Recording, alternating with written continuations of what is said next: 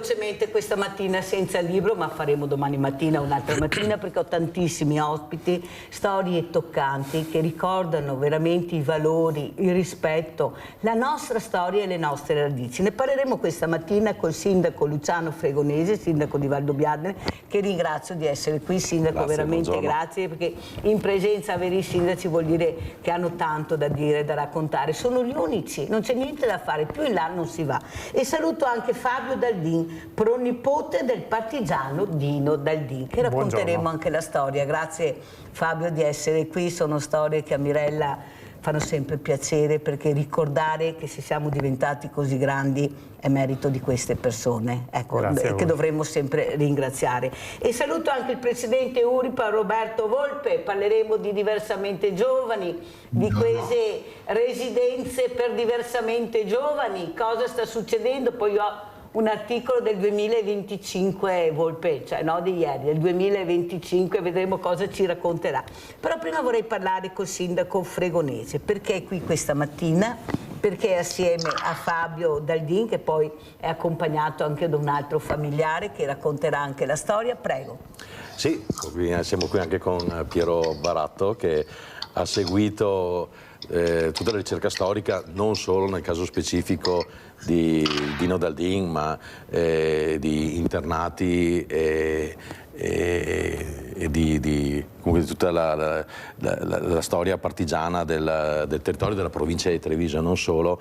Una cerimonia che abbiamo fatto a Valdobbiadene il 30 gennaio scorso per la posa di una pietra d'inciampo in ricordo, in memoria. Vediamo anche le immagini, dico alla regia per cortesia, intanto che il sindaco parla, prego. In ricordo, in memoria di Dino Daldin, Fabio suo pronipote. Una cerimonia semplice ma molto toccante e significativa, nella quale la comunità di Valdobbiadene si è ritrovata. Vediamo le immagini. Vediamo immagini, tanti ragazzi delle scuole, bambini, ma autorità. Era presente anche il prefetto Sidoti, e questo mi fa molto piacere, oltre alle associazioni dei carabinieri, perché Dino Daldin poi Fabio racconterà la storia. Ma la cosa particolare che tengo a sottolineare è che la pietra d'inciampo, che normalmente viene posata all'esterno dell'abitazione della persona che viene ricordata, che è morta, insomma, deportata, in realtà nel caso di Dino Daldin è stata posata all'esterno della caserma dei carabinieri di Valdobbiadene, devo dire anche con una grande sensibilità da parte dei carabinieri per aver accettato questa proposta, proprio a significare la vicinanza non solo a Dino Italo Daldin, ma ai carabinieri e a tutti coloro che quotidianamente si impegnano per la nostra sicurezza, per aiutare i cittadini. C'è chi purtroppo ha sacrificato la propria vita da 20enne, 21enne come Dino Daldin, con l'impegno che dobbiamo prenderci proprio attraverso chi ha sacrificato la propria vita per la libertà, l'impegno affinché non solo quelle tragedie non accadano più, perché questo è assolutamente scontato e è il minimo che possiamo chiedere, ma in realtà che quell'insegnamento che possiamo trarre, che dobbiamo trarre da chi ha dovuto scegliere tra la propria vita e la libertà, quella che la libertà in realtà si guadagna quotidianamente anche con i semplici gesti, con la convivenza, con il rispetto delle persone, con tutto quel tessuto sociale che oggi è davvero un elemento, una delle maggiori criticità per le comunità locali come i comuni. Allora, Fabio Daldin, iniziamo a raccontare la storia. Ecco, una storia che per essere qui vuol dire che vi ha coinvolto tanto, che avete piacere, ecco, che altri sappiano cosa è successo. Prego Fabio. Sì, è una vicenda che certamente parte anche da molto lontano, perché si parla del mio prozio e ha avuto un evolversi molto lungo nel tempo. Dino Daldin era il terzo fratello di mio nonno paterno e della mia prozia, e con l'inizio della Seconda Guerra Mondiale era stato, sì, arruolò volontario nei Carabinieri. Tuttavia era una situazione, è anche giusto calarsi un attimo in quello che era il contesto sociale di quegli anni, perché spesso parliamo anche degli eventi tragici della Russia, del fronte greco, eccetera, però è anche giusto anche calarlo nella quotidianità di quegli anni, nel senso che era una situazione di, se non di povertà, ma di molte privazioni. Miseria, direi. Miseria, sì. Ricordiamo le iniziative volute al tempo degli orti di guerra, cioè anche gli spazi pubblici convertiti a produzioni di cereali, di ortaggi per sostenere lo sforzo bellico, privazioni di tabacco, generi alimentari con le tessere anonarie, il gasogeno, cioè stufe a legna per convertire anche i mezzi pubblici, quindi il razionamento della benzina, i coprifuoco serali, quindi le poche automobili giravano a fari spenti o con delle segnaletiche, si dipingevano delle strisce bianche sui paraurti per segnaletica. E la situazione è anche di scarsissimo lavoro che non fosse per motivazioni militari. Poi anche unito anche ad un patriottismo che magari oggi per noi può sembrare qualcosa di un po', non dico distante, ma che certamente ci sorprende quanto fosse particolarmente sentito, realmente sentito. E quindi la decisione di Dino, nostro parente, di arruolarsi nei Carabinieri contro la volontà di mia bisnonna, di mio bisnonno, perché il mio bisnonno anche era stato fante nella Prima Guerra Mondiale e sapeva, la decisione non fu presa a cuore leggero dai genitori. Addirittura si arruolò ancora 17enne, e caso volle che poi fosse anche stato chiamato poco dopo l'arruolamento dal nostro opificio che conosciamo molto bene, la Filanda Piva di Valdobbiadene, però il fatto fu, ormai i fatti erano avviati, chiari. Dino poi fece l'allievo carabiniere a caserma Cernaia di Torino, dopo i fatti dell'8 settembre, l'armistizio, il giuramento forzato anche perché era obbligatorio alla Repubblica Sociale, vi fu poi l'aggregazione alle brigate partigiane, la sua cattura e l'internamento da gennaio 1945 nel campo di concentramento di Mauthausen, il più antico anche tra quelli di impianto. Allora Fabio, la domanda che mi viene spontanea è perché i giovani conoscono poco questa storia, che è la loro storia, sono anche le loro radici, perché se sono qua è perché questa gente è morta anche per loro e poi la vita è andata avanti. Ma io sono convinta che non è colpa dei giovani, c'è qualcuno che ha interrotto la storia. Vuoi perché si voleva cancellare un periodo buio, terribile della nostra storia, di questi ragazzi 17enni, non sapevano neanche a cosa andavano incontro, pensate, c'era la miseria, come partivano, non avevano niente, basta vedere certe immagini.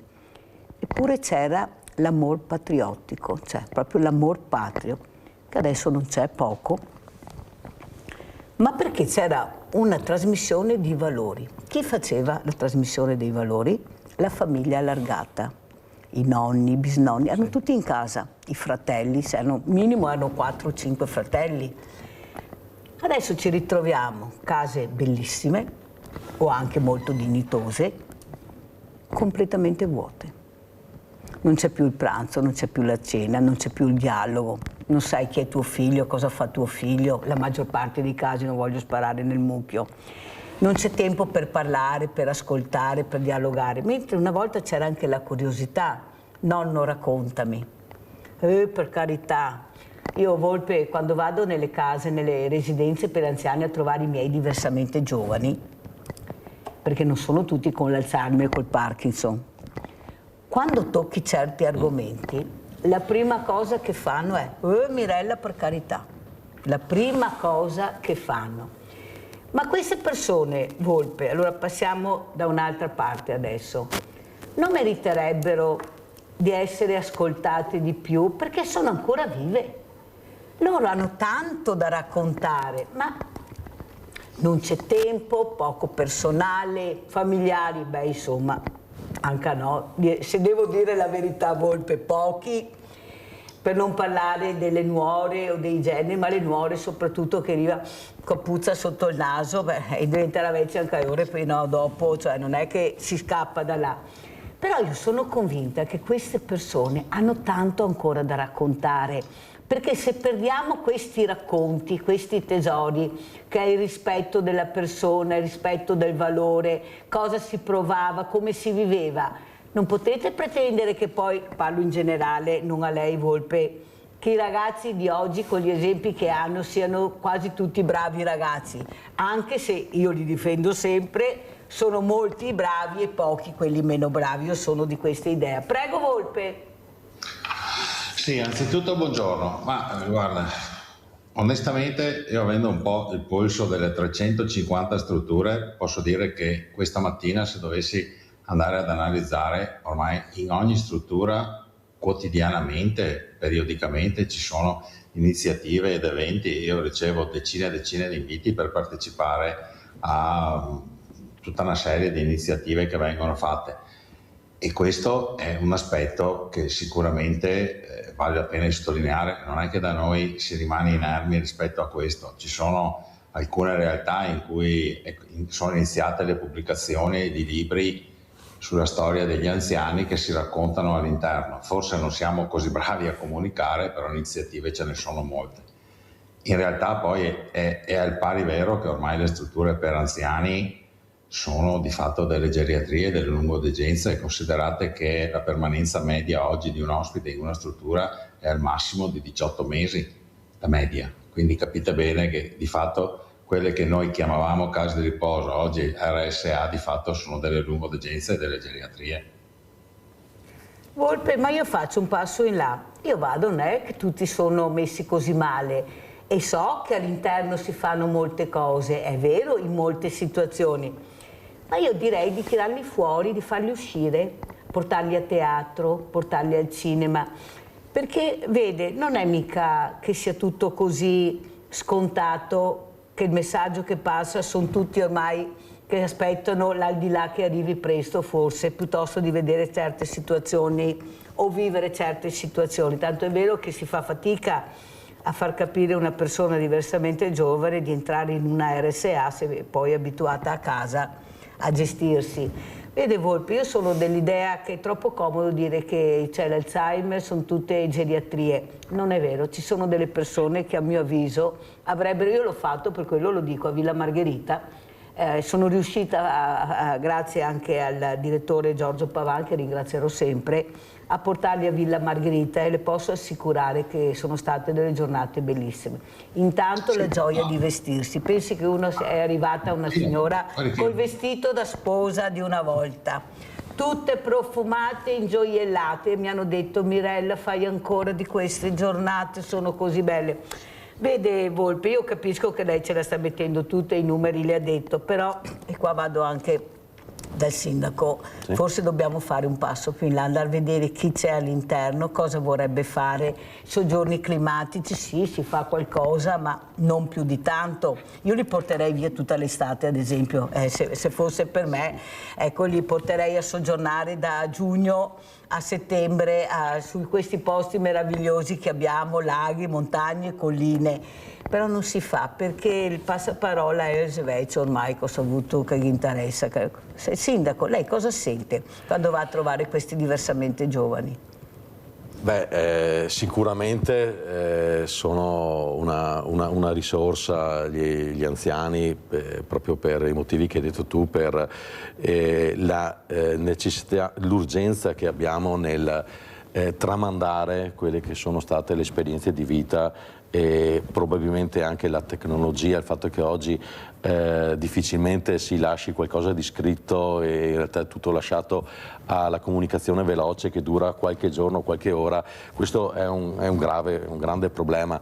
Il tema è sicuramente ampio perché da un lato abbiamo le RSA, le case di riposo, che sicuramente danno un aiuto, un sostegno a molti anziani, ma in realtà guardo il caso di quello che conosco di Valdobbiadene, abbiamo anche delle situazioni in casa, vuoi per mancanza della famiglia, dei figli, dei parenti, vuoi per anche difficoltà economiche, di anziani che vivono ormai isolati in casa propria, e su questo dobbiamo fare molto di più, assolutamente.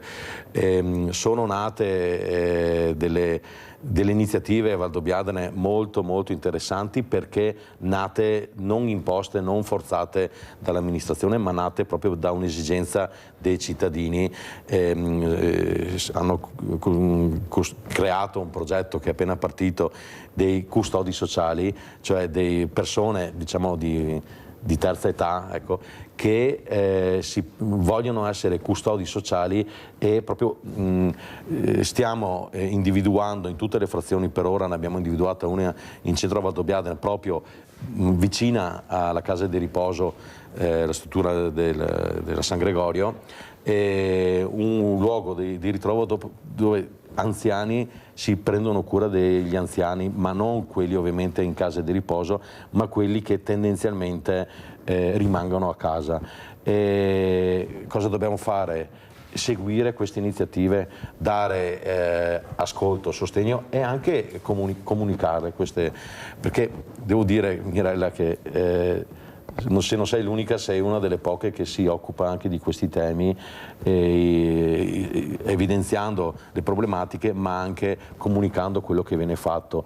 Purtroppo mediamente quello che esce nella stampa o in TV sono sempre notizie negative che per carità ci sono, ma la sovraesposizione alle notizie negative non credo che porti, come dire, una comunità a voler occuparsi di chi ha bisogno. Comunicare, quello che fai anche tu personalmente nella tua vita privata, insomma, ci sono tante brave persone. Credo che Fabio, il mondo del volontariato, il mondo del volontariato, siamo in tanti, e credo che Fabio, che è qui, che diciamo, da sindaco, per me è un orgoglio avere concittadini come Basta come guardarlo, Fabio. Sindaco, guarda che bello che è, che bella persona, non serve mica poi andare molto a fondo, basta guardarle le persone. Ha fatto della sua passione per la storia un qualcosa che la divulga, la cerca di coinvolgere anche coetanei. Sa cosa sta facendo Fabio? Sta commuovendo. Sì. Con la sua storia, siccome la parola commozione ormai si sente poco, ecco, io invece sento che Fabio sta cercando di commuovere questi animi inariditi, sempre arrabbiati, con delle storie che invece fanno capire cosa vuol dire darsi per gli altri, morire per gli altri. Ma vi rendete conto? Cosa che ha fatto Dino? Cosa che ha fatto Dino, che abbiamo raccontato. Questa è la foto? Sì. Allora aspettate che non ce l'abbiamo questa, ecco, lo inquadriamo anche per cortesia. Volpe, poi andiamo da Fabio. Cosa vuole dire? Ecco, come migliorare questa? Io sono dell'idea che oltre ai coausi ci vorrà il servizio alle persone a casa. Sì. Io sono magari i giovani stessi saranno loro, perché diventeranno vecchi anche loro, perciò sarà meglio insegnarli prima come fare, cosa si vuole quando si è diversamente giovani, come si vuole essere accuditi se si è ancora in salute. E come mai al sud ci sono così poche RSA e al nord ce ne sono una montagna? Volpe, me lo spiega, che me lo sono sempre posta sta roba. Quando vado al sud trovo tutti i diversamente giovani a casa, rispettati, accuditi, rispetto al nord, Minovò, Combatta, molto, molto profondo nord, Volpe, prego. E vediamo intanto l'immagine di questo ragazzo per me. Il tema delle differenze sulla residenzialità per anziani nord-sud è figlio anche della situazione che si è sviluppata a livello economico tra le due realtà, vale anche per la sanità. Sicuramente nel meridione c'è stata una tenuta dei nuclei familiari superiore a quelli del nord, molto più impegnati nelle attività lavorative. Di fatto oggi il sud sta iniziando ad avere una crisi devastante sul tema dell'assistenza agli anziani, perché l'onda d'urto che sta arrivando al nord, diciamo, non è comunque compensata dalla disponibilità di RSA, ma il sud sta diventando veramente un grande dramma. Io sono al tavolo dell'invecchiamento attivo nazionale e dal sud arriva l'appello hanno la necessità oggi di dover rispondere a quella tenuta familiare che non c'è più, cominciano ad avere anche loro, grandi anziani, condizioni di autosufficienza, non hanno servizi domiciliari, per cui ecco, se quella che oggi possiamo criticare è stata lungimiranza del passato da parte del nord, diciamo che oggi il problema al sud c'è, e quindi questo è uno dei motivi.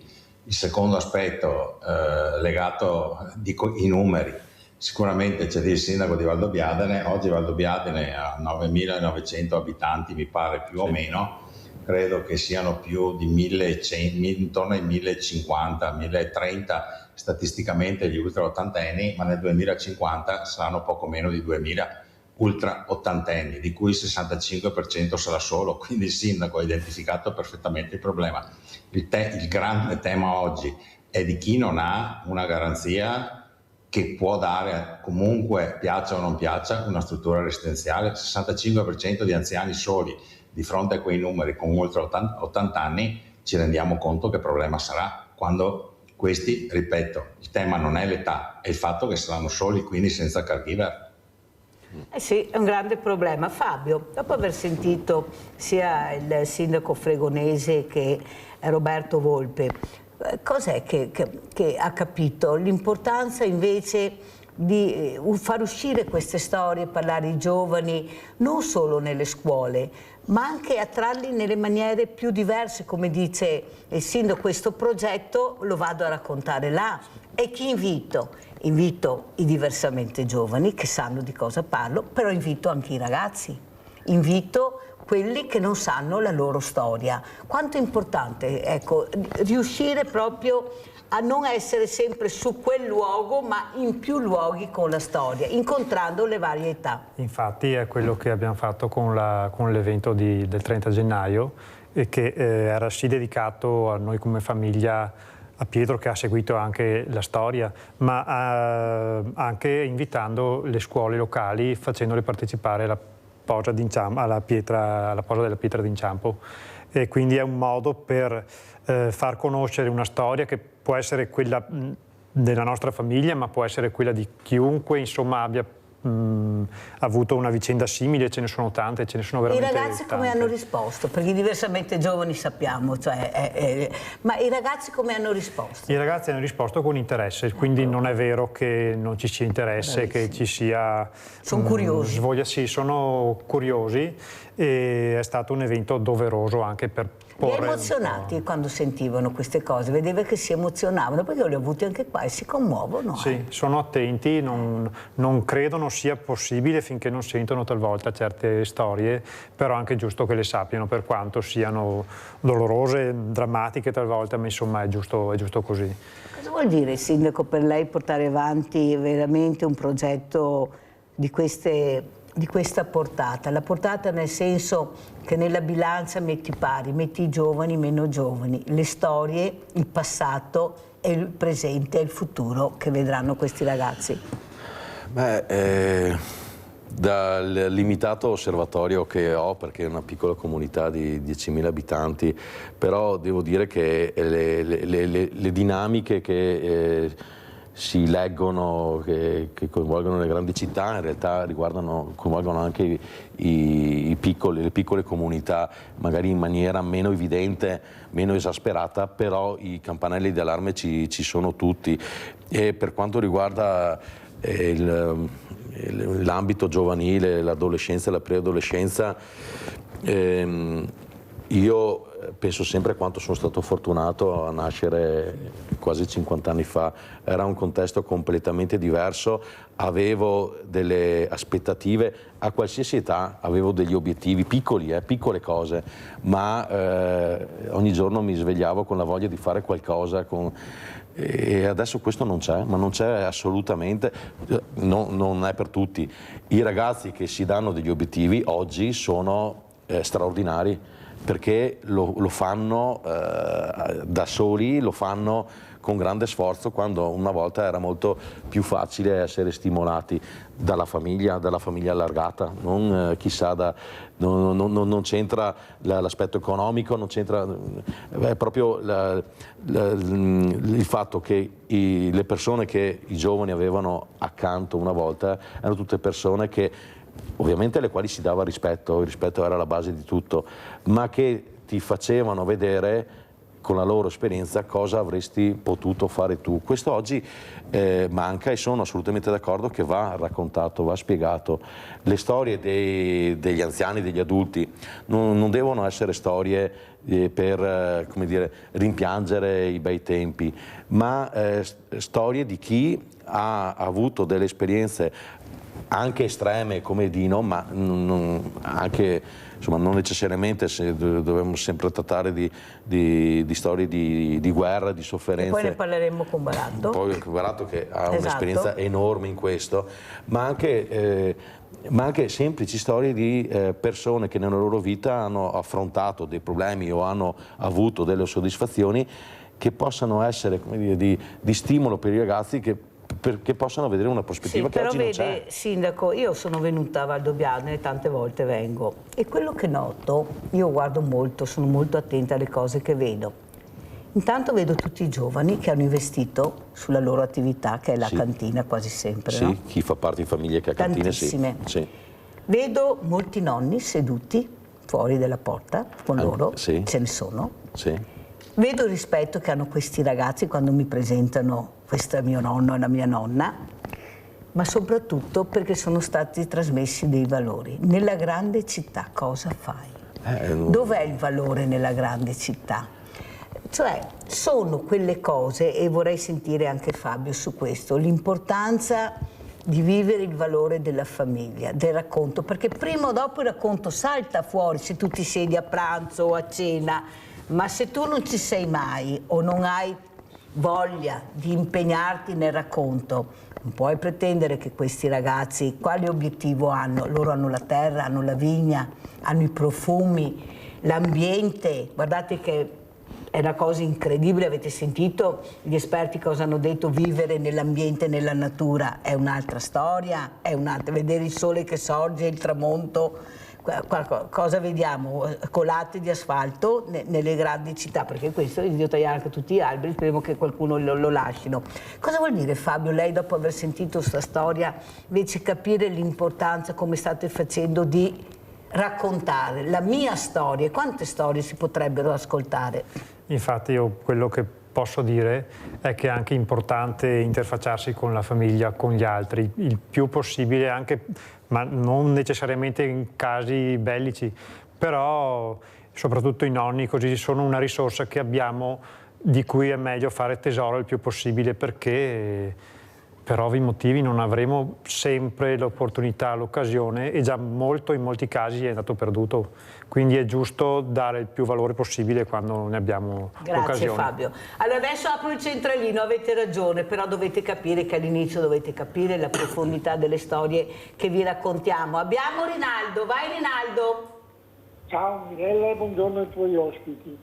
Caro Fabio, ti dico, e ti capisco benissimo, ti sei una brava persona, ti hai capire la strada giusta per insegnare le storie ai fiori e roba, ma è vero, perché la storia ti insegni giusta, perché ormai... Aspetta Rinaldo, poi se passa un caccia, non abbiamo sentito niente, se passa un caccia, visto che parliamo di guerra, se vedi chi ha capito, che aspetta che facciamo un giretto, vai Rinaldo. Mi sono nato nel 43 a marzo, a Venezia mio papà, scoprimo un partigiano in soffitta e avevamo 7 fiori, più e nonna in casa. Voglio dire, dopo queste robe l'ho capito da mia zia, perché all'epoca ero appena nato, non potevo. Ma adesso la storia gli racconta come che avevo. Basta vedere con la liberazione, la politica di adesso, i politicanti di adesso, dove sei? Cosa hai fatto per riconoscere la liberazione? Niente, tutti siti. Ma allora perché? Perché al governo loro bisogna raccontare la storia giusta ai fiori. Siamo andati in Russia, siamo andati in Albania, siamo andati in USA a portare caramelle, erano invasori, non in razza mai ora. Non ti puoi far dire che erano eroi. Cosa erano? Siamo andati in casa degli altri, prima che bastonare. Tutto è il discorso, ma non contare adesso gli eroi del corpo. Gli eroi perché dopo chi che muore, povera gente, che tocca andare, chi che comanda i generali non va, qui che muoiono i soldati, la povera gente. E la storia bisogna contarla giusta, i nonni, gli dà un valore anche perché i nonni, solo che per chi l'ha vissuto dopo è vera, per ricostruire quello che adesso le mani gli altri. I nonni capisce, perché basta che ti vada sul viso, ti capisce subito che l'umore che ti dà, qualcosa che ti dà un problema. E a Mirella Ganaglione su questa roba che sei qua. Grazie Rinaldo, fammi andare avanti, sei stato molto chiaro. Chi vuole aggiungere? Il sindaco vuole aggiungere qualcosa? Volevo solo commentare assolutamente Rinaldo. Ha toccato anche un argomento importante, il dopo, la ricostruzione, il tornare a vivere nel proprio paese con la voglia di dare un qualcosa alle generazioni future. Questo l'abbiamo vissuto a Valdobbiadene con la prima guerra mondiale, in particolar modo per l'occupazione, per il Land de la Fan. Ricordo 121 morti in guerra valdobbiadenesi nella prima guerra mondiale, ma 484 morti di fame, civili morti di fame. Quindi il ricostruire dopo la prima guerra mondiale, dopo la seconda guerra mondiale, vero, anche questo ha un valore estremamente importante, quello di voler, come dire, vivere e dare un futuro alle proprie Eppure generazioni. il sindaco, le guerre non hanno insegnato niente, a parte che ce ne sono più di 77 nel mondo, però l'arma che lei ha appena detto, che è la fame, la stanno usando ancora. Sì. Ed è forse l'arma peggiore, perché come dice Rinaldo, poi alla fine chi è che paga le cose? I fragili, le famiglie, i bambini, gli anziani, cioè la fame diventa un'arma potentissima. Vi ricordate cosa riuscivamo a vedere grazie anche a questi reporter veramente che io devo sempre ringraziare, perché se vediamo certe immagini sono loro che rischiano la vita, perciò dobbiamo sempre ringraziarli, però fanno capire che arma potente è la fame. Ti tolgo il cibo, ti tolgo l'acqua, ti tolgo tutto, ti tolgo la dignità, perché quando perdi tutto perdi la tua dignità. Chi è in linea? Pronto? Buongiorno. Chi sei? Sì, sono Pietro Creatore. Ciao Pietro, Ciao. Prego Pietro. Cosa vuoi dire? Allora, chi mi ha chiamato prima Sì, mi ha detto quindi cosa vuoi dire? Voglio dire che sono in difficoltà. Ho chiesto aiuto al mio comune a Quarto d'Altino e mi ha risposto che casi ho uno sfratto il 15 luglio questo mese. E sempre per paura ancora arriva l'ufficiale giudiziario per buttarmi fuori. Quindi io ne sto subendo di tutti i colori. Mi hanno tolto anche lì l'accompagnatoria e tutto quello che faccio da solo e faccio fatica. Sono stato imbuttato la gamba tutta nel 2024, mi sono ricoverato nel 2023 all'Angelo e a gennaio del 2024 mi hanno imputato la gamba. Mi hanno messo fuori il 9 e il 10, non ricordo, sembra gennaio, e sono tornato a casa. È venuta a trovarmi la mia dottoressa Favaretto, giusto? Sì, ti sentiamo Pietro, prego. Ok. È venuta a trovarmi la Favaretto, io giustamente non ho avuto mai esperienza del genere, tutto quanto, e mi dice come stai, come non stai, la prima cosa che devi fare, devi andare al comune, all'assistente sociale e cercare di parlargli se ti manda qualcuno a casa, anche per pulirmi casa, anche per lavarmi la doccia e tutto il resto, giusto? Sì. Allora praticamente mi dice anche di andare all'URSS, perché dove abito io a 10 metri ho l'URSS, per farmi segnare il carrozzino.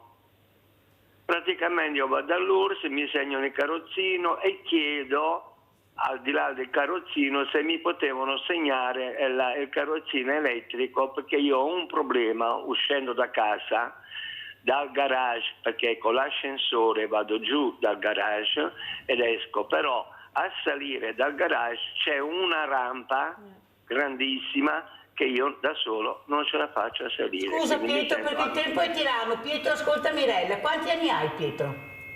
Allora io ho 68 anni. 68. Vivi da compiuti solo? adesso a giugno. Vivi da solo? Sì. Hai una casa Ater? No. Abito in un residence Allo sfratto? al terzo piano. E hai lo Il sfratto? residence di Perencin. E hai lo sfratto? Ho avuto lo sfratto, le spiego il motivo perché. Allora, a giugno o a maggio mi chiamano alla commissione di Mestre e vado, mi controllano, mi guardano la gamba e tutto il resto.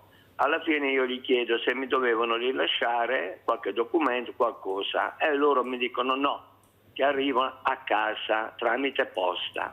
Ok. A luglio mi arriva una carta dalla commissione di Mestre dicendomi che mi avevano tolto l'accompagnatoria, 500 euro. Quindi io con questi soldi mi pagavo la donna che chiamavo, che veniva a pulirmi, a farmi la doccia, a farmi la spesa, a portarmi in farmacia, a portarmi alla dottoressa. Tutto questo non l'ho potuto fare più. Ho chiesto spiegazioni, ho chiamato l'INPS e ho detto: signora, gentilmente se mi può prendere un appuntamento col direttore dell'INPS. Ok, lei il giorno dopo gentilmente mi dà l'appuntamento col direttore, vado al direttore e gli spiego la mia situazione. Allora Pietro, ho già capito, guarda, fermati, ho già capito. Allora poi io ti chiamo quando ho finito, anche perché ieri avevo Barbiero dell'INPS, perciò ecco, chiederò a lui, chiederò al sindaco di Quarto d'Altino che conosco, è anche un collega di Fregonese che conosco. Perciò Pietro non serve più, ho già capito la tua storia, perché purtroppo di queste storie le vivo tutti i giorni, tutti i momenti e non va bene. Ieri avevo anche la consigliera Luisetto che fa parte appunto della 5ª commissione sanità, l'ho invitata per un altro caso drammatico perché vorremmo anche capire cosa che serve queste commissioni, visto che sono i 20 che ragionano, cioè che qualcuno si spiegasse anche dove si arriva dopo, se si arriva ad aiutare o se non c'è niente da fare. Meglio dirlo subito che andiamo. Perciò Pietro, oggi sicuramente lascia il numero in regia, che poi i ragazzi me lo danno, i tecnici me lo danno e ti chiamerò e sentirò il tuo caso è successo. Sindaco, brevemente, cosa diciamo a Pietro? Beh, intanto Mirella quando prendi a cuore una situazione la affronti, quindi grazie anche per questo che fai. Credo che al Signore serva appunto tutto il sostegno e le spiegazioni. Bisogno di più cose. E le spiegazioni del caso, certamente sono sicuro che i servizi sociali del Comune di Quarto d'Altino hanno, immagino, già preso in carico la situazione. Devo dire che l'ambito sociale, ogni situazione è un caso, è un mondo a sé, quindi va trattato, va approfondito, quello che sicuramente si farà anche grazie al tuo intervento. Volpe, un caso del genere da solo, una gamba amputata, non riesce a gestirsi. Allora leggiamo casa di riposo. Dunque, dico la data per capire: venerdì 28 marzo 2025, l'articolo 3.000 anziani in attesa di un posto. Le domande sono aumentate del 25% negli ultimi 3 anni. SOS di Uripe e Comitato del Malato, nessuna nuova struttura in arrivo. È passato un anno, cosa ci racconta Volpe? In Veneto oggi sono 11.000 gli anziani in lista d'attesa. Quadruplicati.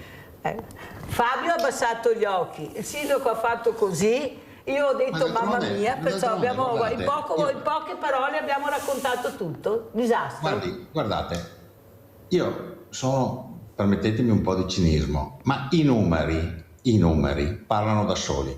Nel 1988, articolo 20, lettera F della finanziaria dello Stato, quando nascono le RSA, l'allora ministro Donat-Cattin, facendo un'analisi demografica di tutta Italia, comune per comune, io ho quella del Veneto, comune per comune, ci aveva detto che nel 2015 avremmo avuto questi numeri rispetto al tema dei grandi vecchi e della non autosufficienza.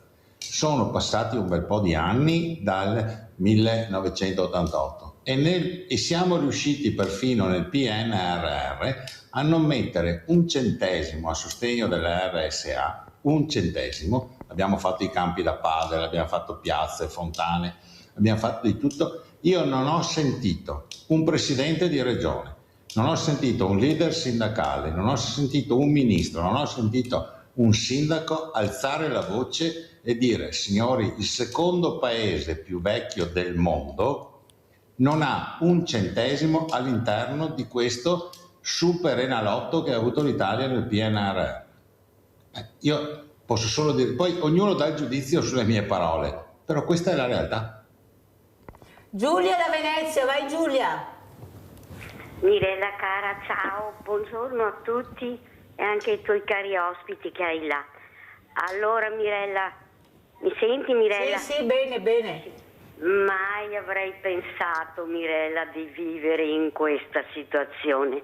Allora, ieri avevamo la mamma Iole con il figlio che non mi ricordo più Romano. il nome. Romano. E guarda come è messa lei, poveretta, e gli mando un grande abbraccio se mi sta ascoltando. E poi Mirella, sentire questo giovane, io lo chiamo giovane, mi sembra di aver capito, 62 anni, che ha chiamato adesso, è come ridotto Mirella. Una volta Mirella, senza soldi, guarda cosa si faceva, quanta misericordia, quanto bene c'era. Perché guarda che io sono nata al dopoguerra Mirella e c'erano delle famiglie meravigliose, avevo la nonna che diceva alle nuore: femmine son te che si poaretti sotto la tettoia, là dove che c'era il fieno di sopra, ecco. E adesso come siamo ridotti Mirella? Mai avrei pensato, Mirella, che ce l'ho in mente giorno e notte, quello che è successo a Bologna, a vedere un ragazzo che era arrivato qua, aveva 5 anni con i barconi, era 40 anni che era qua, no, non ha fatto del male, non so. Aveva bisogno di un medico quel ragazzo là Mirella, a vedere quelle scene Mirella, ammanettato, che lo pugnavano, il viso per terra sul cemento e chiamava: aiuto, basta, guarda dove siamo andati a finire Mirella. Quello lì è stato ammazzato Mirella, loro hanno fatto lo scudo penale e l'Europa gli aveva detto di non farlo. È questo, Mirella, quello che dobbiamo vedere noi. Guarda, sinceramente io alla mattina, alla sera, ho in mente quel ragazzo e prego, perché poveretto, gli hanno tolto la vita, lui chiamava aiuto. È una vergogna, Mirella, dove siamo andati a finire. Io proteggo quel giovane perché lui aveva bisogno di un medico, non di due poliziotti che lo facessero morire. Perché, ma quelli che erano andati là, i soccorsi, erano, come si dice, volontari, non potevano far niente. Grazie Giulia, fammi andare avanti, sei stata molto chiara, ti ringrazio Giulia, sapete che vi lascio la parola perché sono i nostri diversamente giovani che parlano, che vogliono dire quello che ho detto io, non tutti l'Alzheimer o il Parkinson o qualcos'altro, malattie gravi, hanno diritto di dire quello che penso, poi a caso ognuno fa le proprie riflessioni, compresi gli ospiti. Fabio, cosa diciamo a Giulia? Giulia che inorridisce perché lei ha provato, sa, gli hanno raccontato le storie, prego Fabio. Non è facile esprimersi sul tema, purtroppo collegandosi anche al discorso di partenza, le prevaricazioni continuano, ci sono e non è facile sono dell'idea trovare... che queste pietre d'inciampo come questa per Dino siano molto importanti perché rimangono. Assolutamente. Ecco, l'inciampo ti fa capire che devi fermarti e guardare cos'è quella pietra, quel nome. Ecco, questo abbiamo bisogno, capire la storia di quell'inciampo. Sì. Prego Fabio. Ed è il coronamento della storia di Dino alla fine, perché appunto, ricollegandosi all'inizio, dicevamo perché non si è a lungo mai parlato di queste storie. Io non credo sia neanche, è una questione sì anche del dopoguerra, delle varie politiche che si sono succedute, di un po' della vergogna della sconfitta eccetera, però siamo anche noi che ne siamo responsabili, perché molto spesso abbiamo elaborato in silenzio, quasi vergognandoci certe storie. Non è giusto neanche questo, insomma, alla fine. Sindaco, so che adesso lei ci deve lasciare, allora prima di mandare la pubblicità vorrei sapere cosa vuole dire, che messaggio vuole lasciare questa mattina, ecco l'obiettivo che ha come sindaco di Valdobbiadene da raggiungere, si è profisso un obiettivo, sindaco, o tanti obiettivi? Ma gli obiettivi in realtà sono ormai 12 anni di amministrazione a Valdobbiadene e sono cambiate tantissime cose in questi 12 anni. E devo dire che se magari fino a 10 anni fa ci si dava degli obiettivi quinquennali, adesso non dico che siano quotidiani gli obiettivi, però il quotidiano, il disagio, l'emergenza quotidiana sta prevaricando sulle prospettive, sulle pianificazioni per tanti motivi. Quindi io credo che il messaggio che oggi in maniera spontanea ne esce da questa diretta è che finché le nostre comunità, e so che in tutti i comuni questo succede, hanno delle brave persone come Fabio oggi dimostra, ma poi prenderà il mio posto anche Piero Baratto, che è meno giovane di Fabio ma ha fatto della sua vita, di buona parte della sua vita, la voglia di raccogliere testimonianze, ma devo dire, poi lascerò a lui, non lo fa solo per le persone internate, ma per le famiglie. Certo. Penso che possa anche raccontare di storie incredibili, che ha fatto ricongiungere purtroppo con i defunti, insomma, ma ha fatto ricongiungere le famiglie che gli davano le persone per disperse. Sono gesti eroici nel vero senso della parola, di grande significato, fatti in maniera gratuita, impegnando molto tempo. E finché nelle nostre comunità ci sono persone come loro, credo che insomma si possa sperare, con tutte le difficoltà che ci sono, di aumento dell'età media, di crescita demografica, di calo incredibile delle nascite. Queste difficoltà non ce le toglie nessuno e proprio per le difficoltà dobbiamo saper valorizzare sempre di più le persone che all'interno delle comunità, giovani, anziani che siano, hanno qualcosa da dire, da lasciare, per avere una prospettiva futura. Ecco, questo credo che esca chiaramente da questa diretta, e grazie Mirella per averci dato questa possibilità. Grazie al sindaco Luciano Fregonese che ci lasceremo il posto appunto a Baratto, che siederà qui con Fabio Daldì. Pubblicità.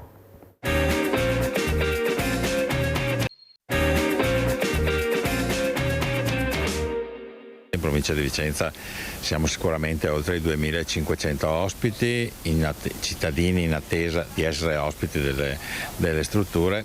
Abbiamo un livello di occupazione delle strutture che nel turismo si direbbe overbooking, quindi siamo oltre il 99%. Abbiamo grandissime difficoltà a dare risposte anche alle famiglie in questo periodo che chiedono risposte temporanee. Roberto Volpe, presidente di Uripa Veneto, sottolinea come nel Vicentino le RSA accreditate sono 74, con oltre 6.700 posti letto. Ma non bastano. L'invecchiamento della popolazione aumenta le richieste, mentre le liste d'attesa si allungano e molte famiglie sono costrette a gestire da sole anziani a casa, non più autosufficienti. Le difficoltà, le sappiamo, sono queste e sono tante. Poi a queste assommiamo il tema delle rette, i costi che stiamo sostenendo. Ad esempio, a uno può non interessare, ma i bombardamenti di questa notte nella guerra del Golfo per noi oggi corrispondono all'aumento del costo dell'energia, all'aumento di tanti altri costi, per cui siamo veramente dentro a uno scenario che è estremamente preoccupante e in questo abbiamo assolutamente bisogno delle istituzioni. Questo tema dell'invecchiamento della popolazione anche in provincia di Vicenza è un tema di cui bisogna che anche la politica locale, io credo che i sindaci siano un po' assenti anche su questo dibattito. Le conferenze parlano poco di questi temi, li vivono ma parlano poco, forse perché non hanno potere decisionale. Allora, Volpe, come abbiamo bisogno delle istituzioni, è vero, ma allora o non ci sentono o non hanno capito i numeri che ci sono, l'urgenza di dare risposta a questi numeri, perché giustamente i soldi del PNRR erano stati destinati al terzo settore che vuol dire 360 gradi. Poi sono stati dirottati in qualcos'altro che fanno fatica a capire anche loro come fare a riempire, perché non ci sono le persone, non c'è la possibilità a breve termine di capire come risolvere il problema, basta vedere le liste d'attesa che ci sono. Qualche casa di comunità è partita, ma molte devono ancora partire. Gli ATS devono ancora partire, se non in qualche rarissimo caso. Allora Volpe, com'è la situazione? Perché queste persone non è che possiamo farle atterrare violentemente, dobbiamo farle atterrare dolcemente, penso, dopo tutto quello che hanno dato e fatto. Invece mi sembra che ci sia una violenza nei loro confronti che è inaudita, ma inaudita se Volpe, guai se dice che non è vero. Non fa parte di cerchi magici. Se hai soldi e fai parte di cerchi magici, qual è il problema? La struttura a 5 stelle la trovi, nessun problema, sei un morto di fame, mori casa che te fa prima. Com'è la situazione, Volpe? Perché non le abbiamo le strutture, l'ha detto anche lei, le liste aumentano sempre di più. Cosa facciamo di queste persone? Cosa diciamo a queste persone? Beh, io credo di essere il meno adatto a dare le risposte sulle soluzioni se non rappresentare i problemi. Qui c'è una carenza strutturale di politiche sull'invecchiamento della popolazione e sull'aumento della non autosufficienza che vengono da 40-50 anni di storia di questo paese, primo aspetto. Il secondo, che poi ci sia questa assenza del pensiero sul tema invecchiamento della popolazione, è un dato oggettivo, non lo dico io oggi, lo dico da credo più di 20 anni, perché dove siamo arrivati oggi? Si sapeva. La crisi del personale è strutturale, perché alla fine bisogna guardare i dati statistici, gli operatori, gli infermieri, i bagnini, gli operai che non ci sono oggi, gli autisti, è perché non sono nati. Noi non abbiamo pensato che non nascendo 25 anni fa persone, facciamo oggi le politiche sulla natalità con 360.000 nati quest'anno. Nel 1964 sono nati 1.100.000 bambini. Quindi siamo dentro a una tempesta quasi perfetta e a oggi continuiamo a non avere risposte, ma a tutti i livelli, ma neanche a livello europeo. Guardi che sta invecchiando l'Italia, sta invecchiando anche l'Europa. E quindi, sì, ma intanto io sono in Italia, vorrei capire in Italia, dopo l'Europa che penso dirle? dopo. Intanto io vivo in Veneto e voglio capire cosa succederà. Io non ho la soluzione in tasca. Cioè oggi io quando mi suona il telefono 20 volte al giorno di gente che mi chiede un posto letto, cosa posso fare? Cosa posso mettere? I letti a castello? Questi sono i numeri che abbiamo, questi sono i posti letto. E se oggi Bezos venisse a sposarsi un'altra volta in Veneto e venisse da Volpe e gli dice ti regalo 10.000 posti letto, ti regalo 100 strutture da 100 posti letto, io dovrei dire a Bezos, grazie, è una persona generosa, ma oggi io non ho 7.000 operatori e 2.000 infermieri per assistere quei 10.000 eventuali ospiti all'interno delle strutture. Capisce bene che è noi siamo oggi dentro a una emergenza di cui non c'è ancora la percezione. I sindaci tra qualche anno non faranno i sindaci, faranno gli assistenti sociali, perché l'ho detto prima, il dramma è che la popolazione che invecchierà nei prossimi anni è sola a casa, non ha figli o ha un figlio che lavora lontano. Nel 2023 in questo paese ci sono stati 10.000 separazioni di ultra sessantenni. Quindi i numeri non mentono ed è difficile trovare soluzioni ai numeri. Quello che oggi tra l'altro dovremmo iniziare a fare politiche di invecchiamento attivo per fare una grande cultura che dopo l'età lavorativa bisogna mantenersi in salute e la tutela della salute passa anche attraverso un modo nuovo di invecchiare, anche queste sono politiche che dovremmo mettere in atto, ma c'è silenzio. Oggi di gestire l'invecchiamento attivo, promuovere iniziative di invecchiamento attivo è quasi paragonabile a somministrare un farmaco. Non stiamo facendo niente. Qui c'è una marea di gente che mastica brodo, però poi alla fine la soluzione qual è?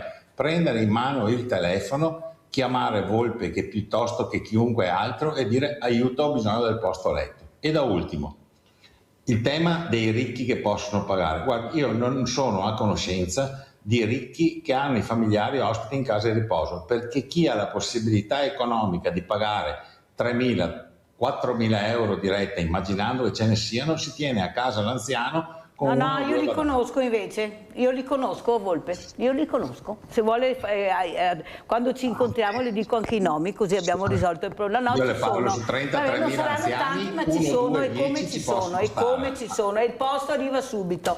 Allora, invece adesso vorrei andare da Baratto. Aspetti un momento, perché il tempo è tirano, non ce la faccio, non ce la faccio. Allora Baratto, ritorniamo invece a questo inciampo che è una cosa importante. Buongiorno e grazie Piero Baratto di raccontare invece la storia di questa. Allora, qui ci sono, no, questo partiamo, tutti i nomi qua di morti, tutti, famiglie, prego Baratto. Ma queste non sono solo pietre d'inciampo, perché adesso chiarisco. Allora, la pietra d'inciampo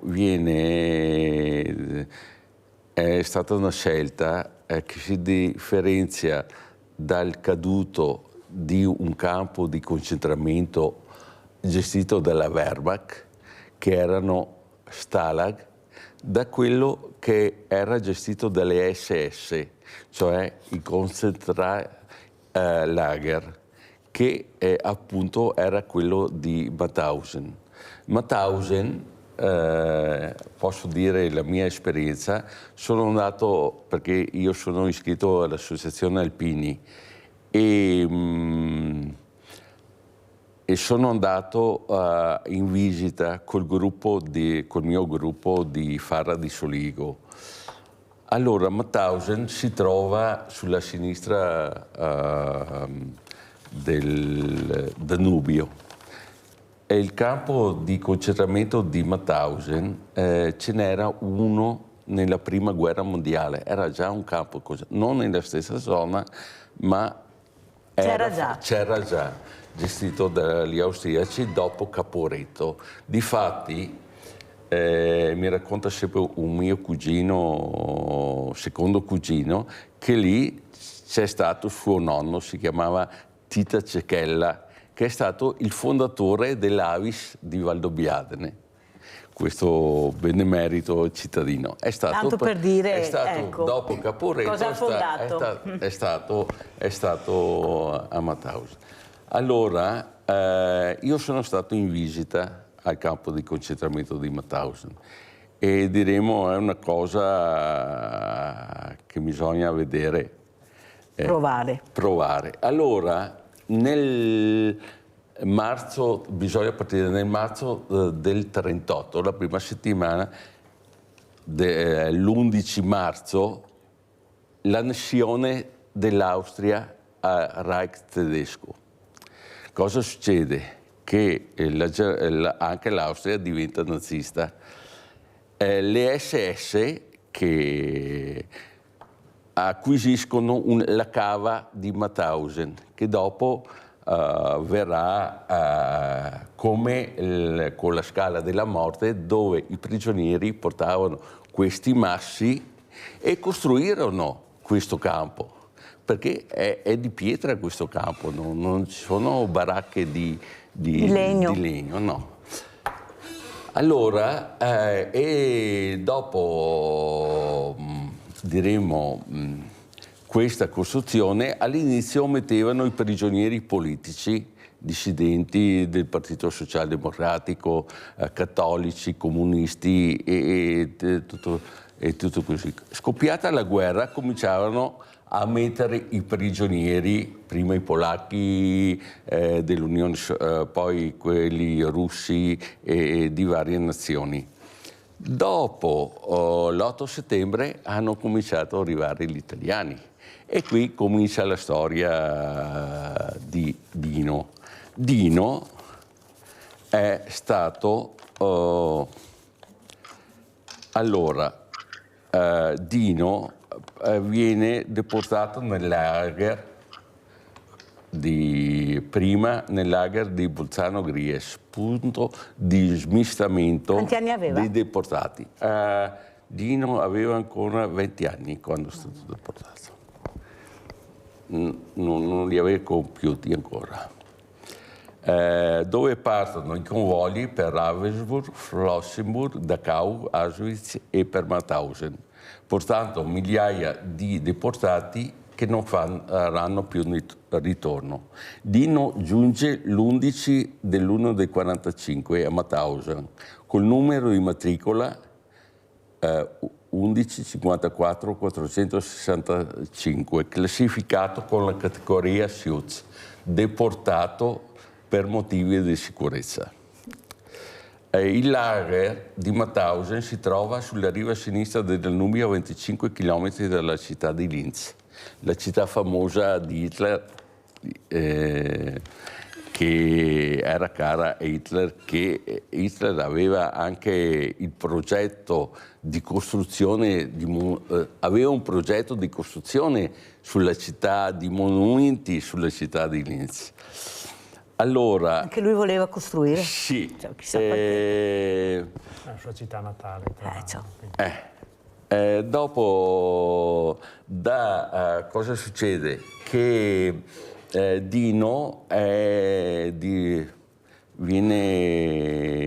sta male e quelli che stanno male, debilitati, che non sanno più a farli lavorare, li mandano a Gusen. Cosa importante, il campo di Mauthausen aveva il il comandante capo di tutti i campi. I sottocampi di Mauthausen erano 42, fra cui c'è Gusen, dopo ce n'era anche Liz in altri corpi. Cosa succede? Che il 20 aprile, con il crollo ormai vicino dei tedeschi e gli americani vicini, il comandante del campo ordina che tutti i detenuti malati e disabili vengano portati al blocco 31 del campo per essere gasati. Il capo del reparto di disinfezione esegue la gassazione in 2 fasi nella notte tra il 21 e il 22 aprile. Le vittime sono elencate come decedute, semplice. In una delle 2 date, nel blocco 31, con il gas Zyklon B, vengono eliminati in quella notte 892 prigionieri, tra cui Dino Daldin, che non ha ancora compiuto 21 anni. Era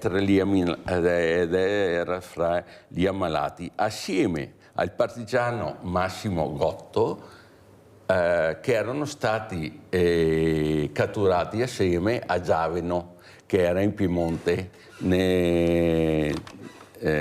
dove è stato catturato.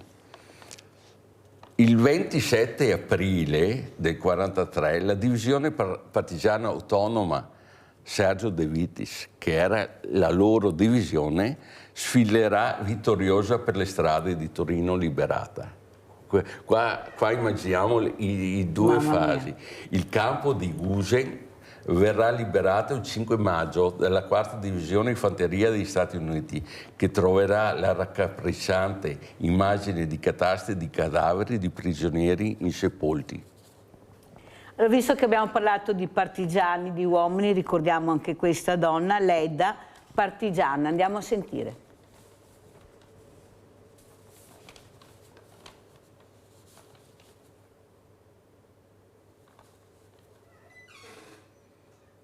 Sono Leda Fellini, Marisca, ultima partigiana combattente ancora in vita della divisione Nino Naletti. La sua storia attraversa un secolo d'Italia. Leda Azzalini aveva appena 18 anni quando scelse di lasciare la famiglia e unirsi ai partigiani sulle montagne venete per combattere il nazifascismo. Con il nome di battaglia di Marisca partecipò alla lotta di liberazione, contribuendo insieme a migliaia di donne alla conquista della libertà e della democrazia. Ho 100 anni.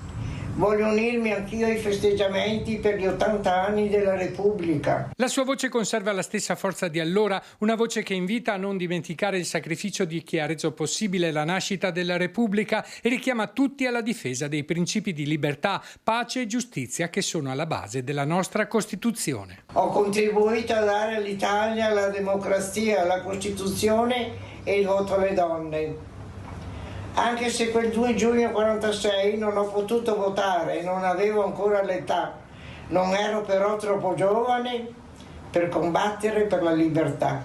In occasione della festa della Repubblica, Leda Azzalini ha voluto inviare il suo augurio agli italiani e alle nuove generazioni affinché la memoria del passato continui ad essere una guida per il futuro.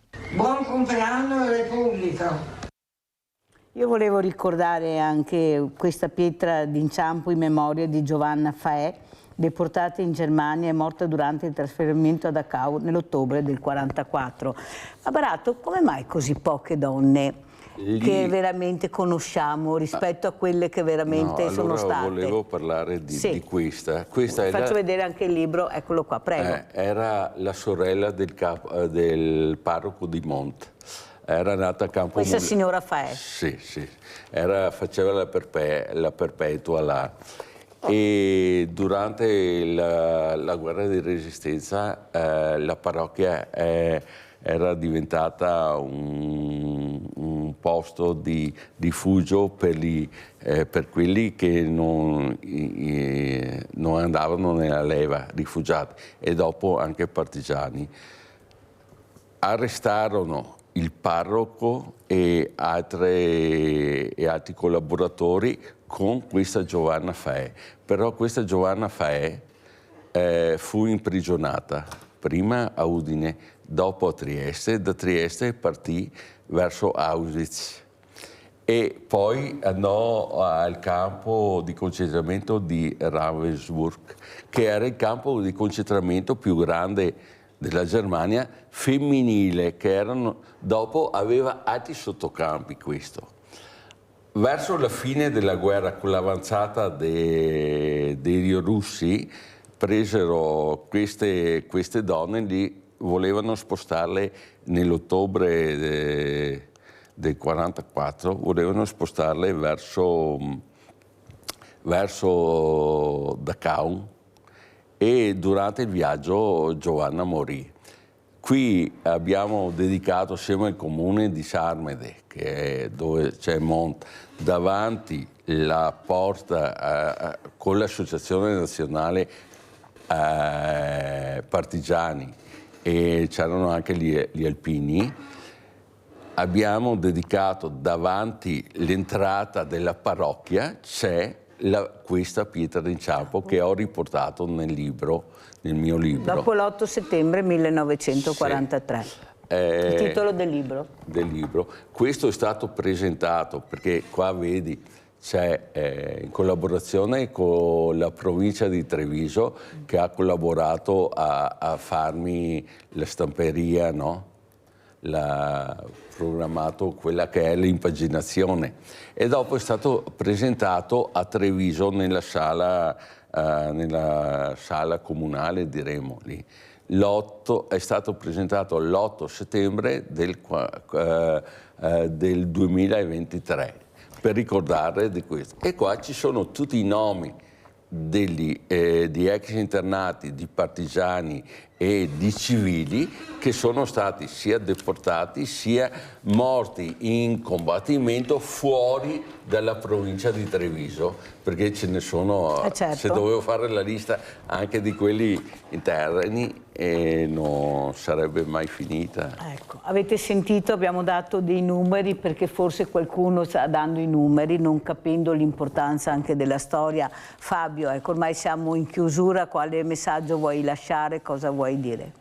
Che ci sono punti di vista diversi. C'è chi ritiene che ricordare sia un tenere la ferita aperta. Io non credo sia così, io credo sia importante trasmettere a chi ancora c'è, ma anche ai giovani che verranno, questi valori e tutta questa documentazione, anche perché sentiamo parlare spesso anche di negazionismo. Non è una piaga giovane, il negazionismo è esistito da sempre, già chi aveva perpetrato queste violenze aveva cercato di nascondere subito tutto. Invece è giusto continuare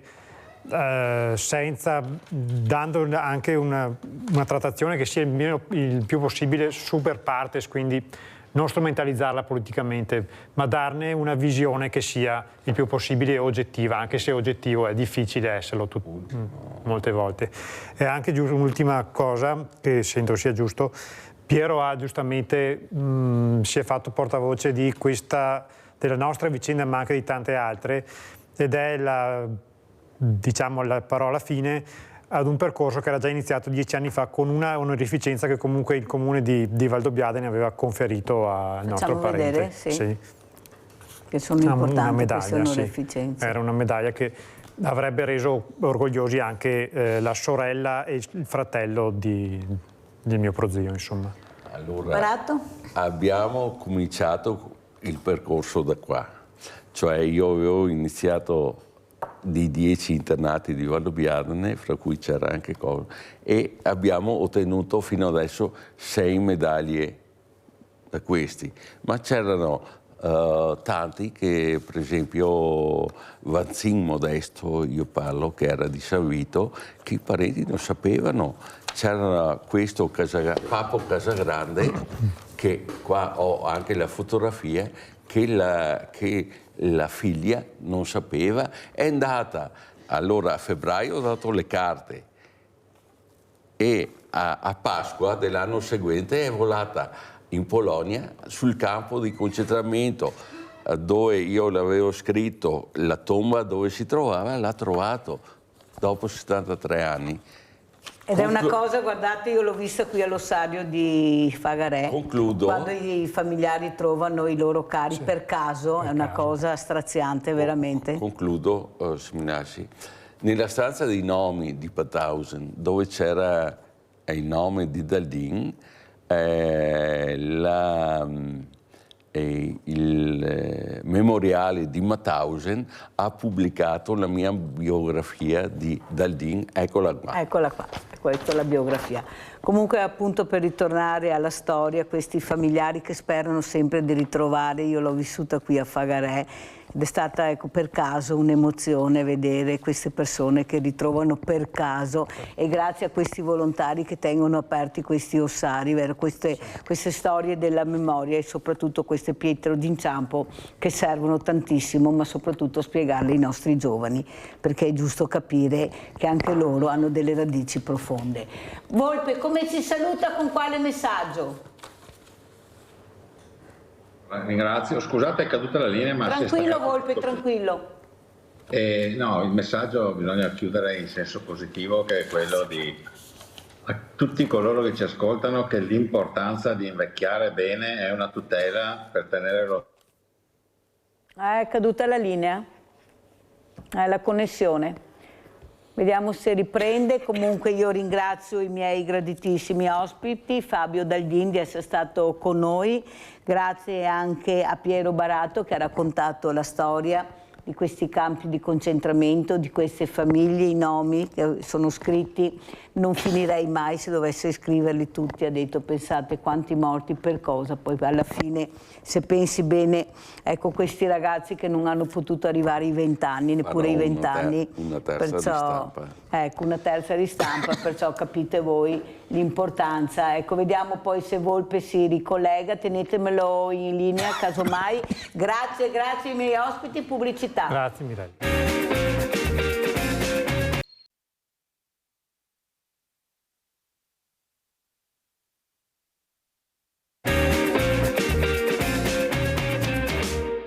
Buongiorno, ripartiamo un'altra volta più tenaci di prima con il presidente e il vicepresidente della Regione Veneto, Luca Spavanetto, con deleghe al turismo, lavoro e sicurezza, 3 deleghe.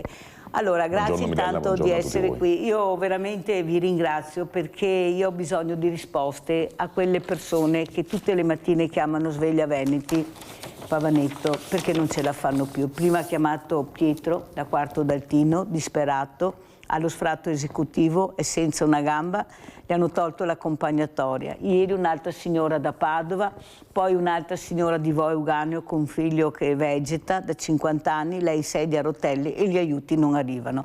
Cosa sta succedendo e come arrivare a queste fragilità che da soli non ce la faranno di sicuro?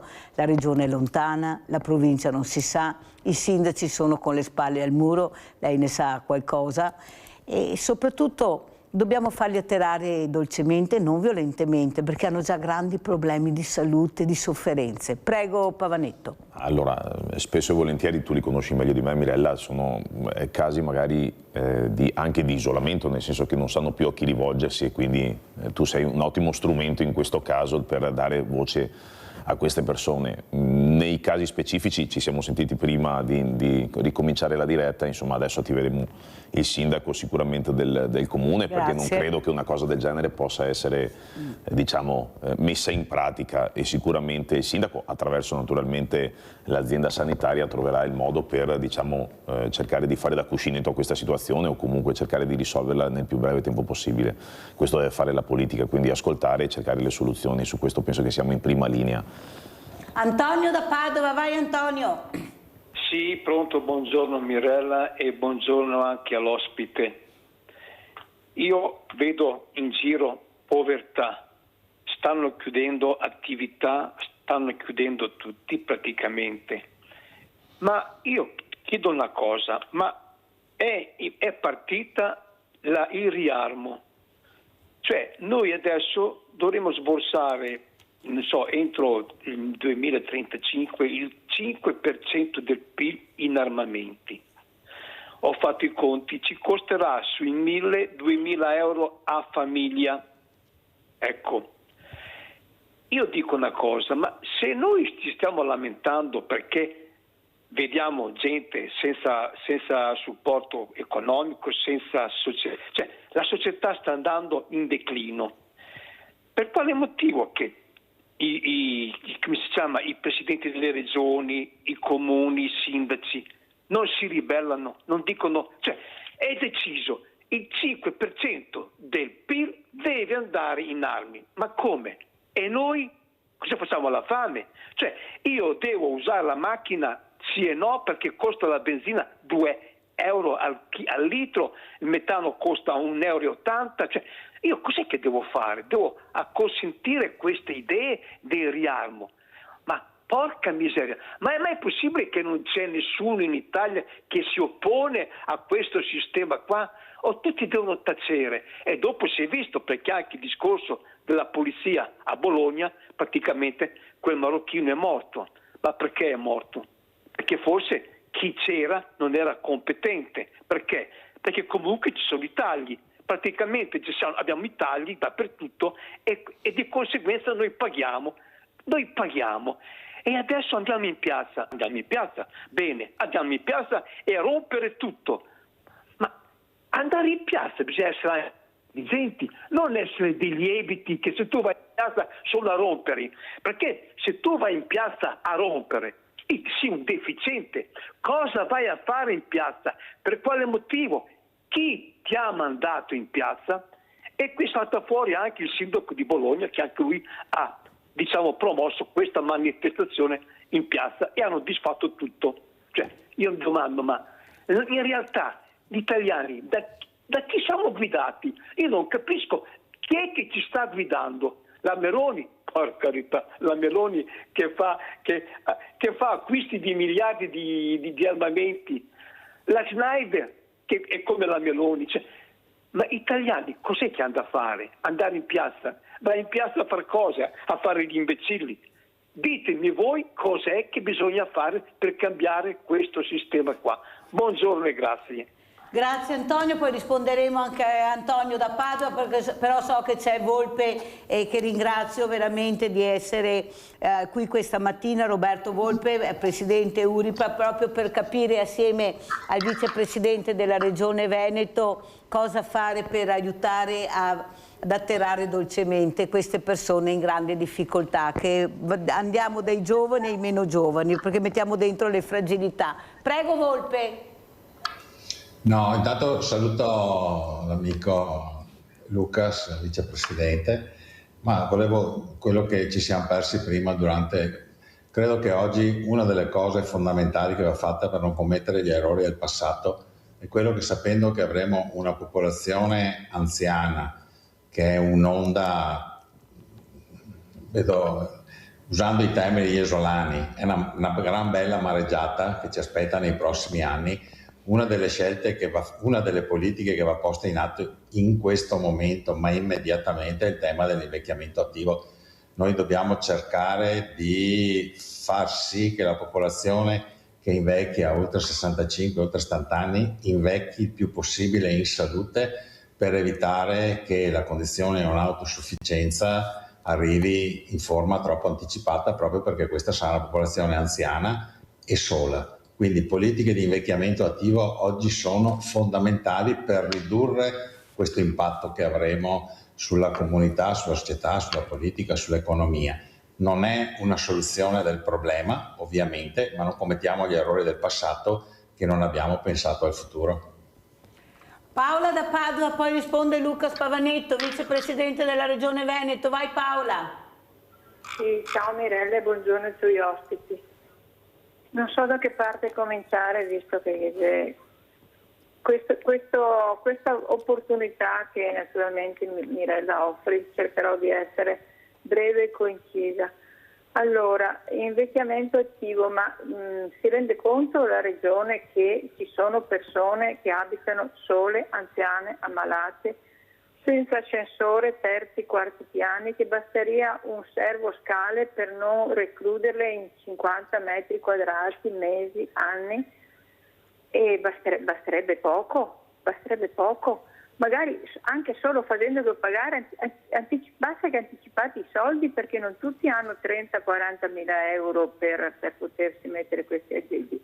Poi solo a Genova la comunità di Sant'Egidio ha fatto 3 co-housing per anziani che possono vivere in maniera decente.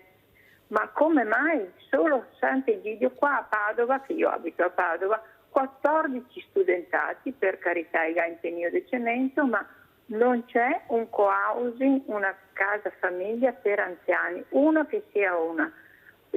Personalmente io appunto vivo in questo stato, con un foglietto con i numeri di emergenza, con le mie ultime volontà di come essere seppelliti, ma è umano? Questo è umano? E questo è l'invecchiamento? Io non ho una telefonata, dico me, ma come tantissimi altri, quando vengono buttati via appunto soldi in armamenti, soldi proprio sprecati, ma sono i soldi che sono i nostri.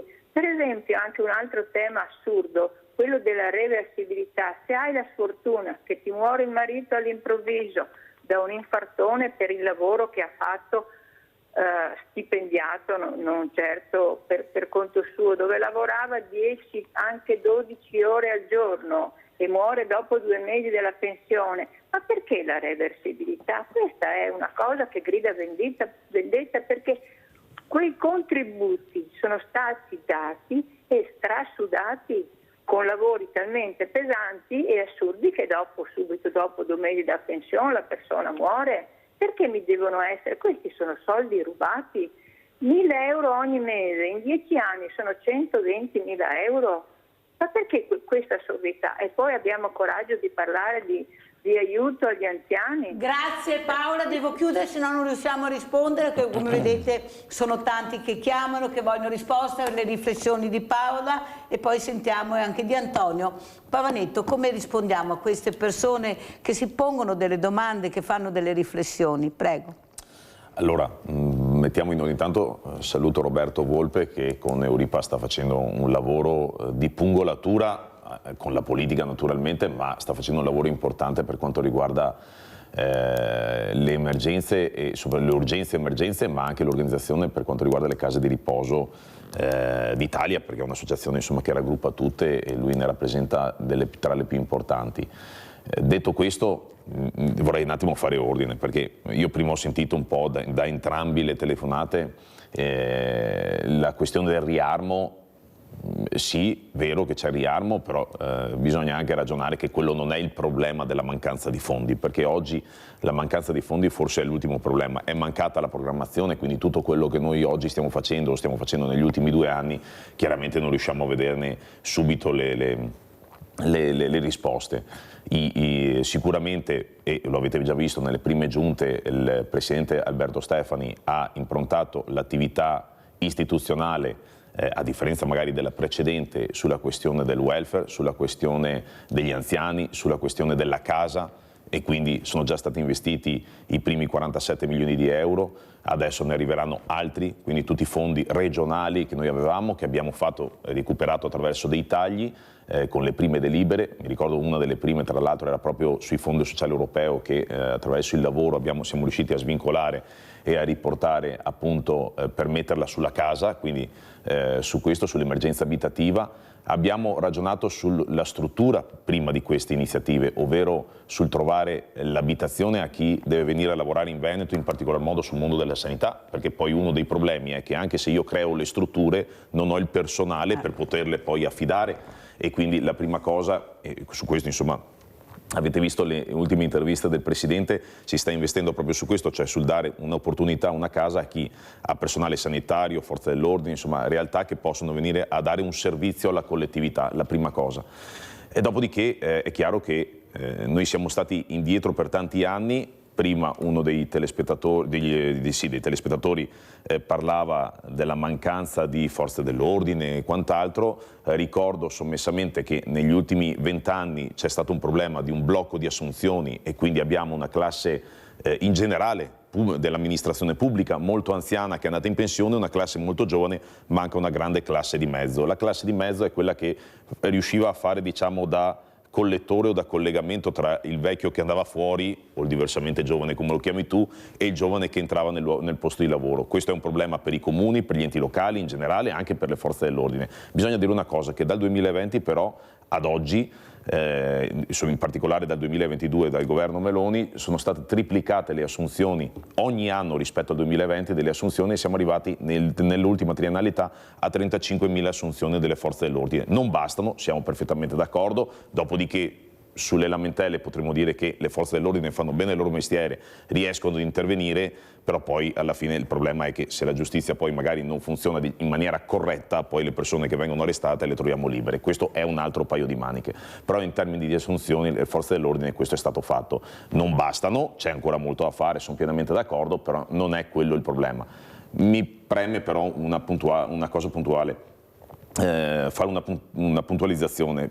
Prima, non mi ricordo se non la signora Paola ma il signore di prima ha fatto un passaggio su quello che è successo a Fakir a Bologna. Ecco, intanto solidarietà alla famiglia di Fakir, che comunque ha perso un caro, però bisogna dire che in quelle circostanze, perché è facile chi guarda dal telefonino la scena giudicare, poi bisogna trovarsi in quella circostanza. Se si parla non tanto con la Polizia di Stato, i Carabinieri o Guardia di Finanza, ma se si parla con le persone del 118 o della Croce Rossa che intervengono su queste cose, chiedete a loro come si interviene su queste vicende, che sono delicatissime, perché la persona è in uno stato confusionale, è aggressiva. Se il poliziotto liberava l'uomo e magari intervenivano i sanitari e questo si girava e lì assaliva, chi rispondeva di quell'azione? Cioè, allora, in quelle circostanze chiaramente bisogna tanto fare chiarezza, e ci sarà la magistratura che la fa, e poi eventualmente giudicare. È facile giudicare guardando la TV, o come ha fatto il sindaco di Bologna,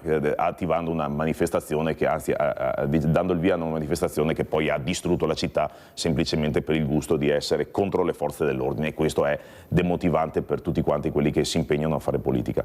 Ultima cosa per quanto riguarda il riarmo. Il riarmo non è una una richiesta del governo Meloni, è una richiesta europea, è una richiesta per essere indipendente dagli Stati Uniti piuttosto che da altri stati nel momento in cui si è sotto attacco. Ricordo che tra Ucraina e Russia la guerra è alle porte di casa, è la prima volta che l'Europa ha la guerra, tra virgolette, così attaccata ai confini, diciamo dal secondo dopoguerra, e quindi questa è un'esigenza che non va, ripeto, a togliere risorse, ma è un investimento perché dobbiamo essere, diciamo, autonomi. Abbiamo due conflitti importantissimi in questo momento, uno è a nord appunto tra Ucraina e Russia ed è ancora attivo, e uno a sud, in Medio Oriente,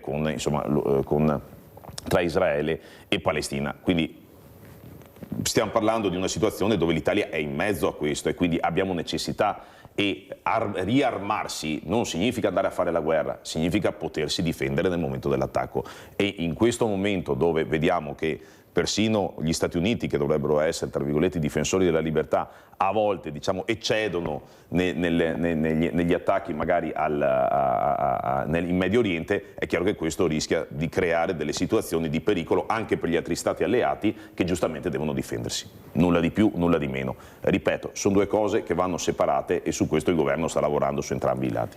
Quello che però noi vogliamo capire è, mentre il giovane ha una vita davanti e abbiamo visto cosa è successo durante le guerre, erano giovani queste persone, c'erano anche i diversamente giovani, però quello che non si riesce a capire è che non abbiamo risposte per quelli che non ce la faranno ad arrivare o ad aspettare molto tempo.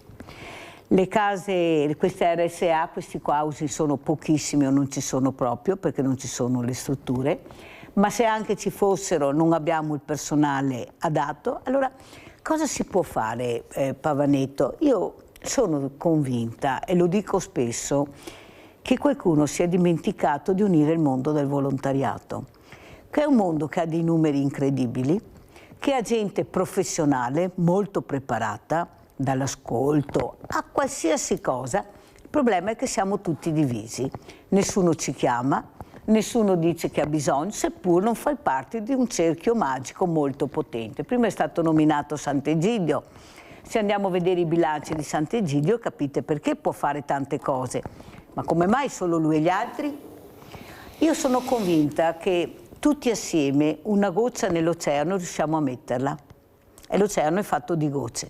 Il problema è che finché ci lasciano divisi, non di sicuro per colpa dell'ultimo governo, ma sono anni che purtroppo assistiamo a questo allontanamento da quella che è la realtà del volontariato a quella che è la certezza che prima o poi qualcuno vuole che finisca, perché giriamo col commercialista e con l'avvocato, cioè paghiamo per fare i volontari, ma soprattutto che non veniamo coinvolti, se non pochissimi, perché appartengono a qualcuno o a qualcosa di importante.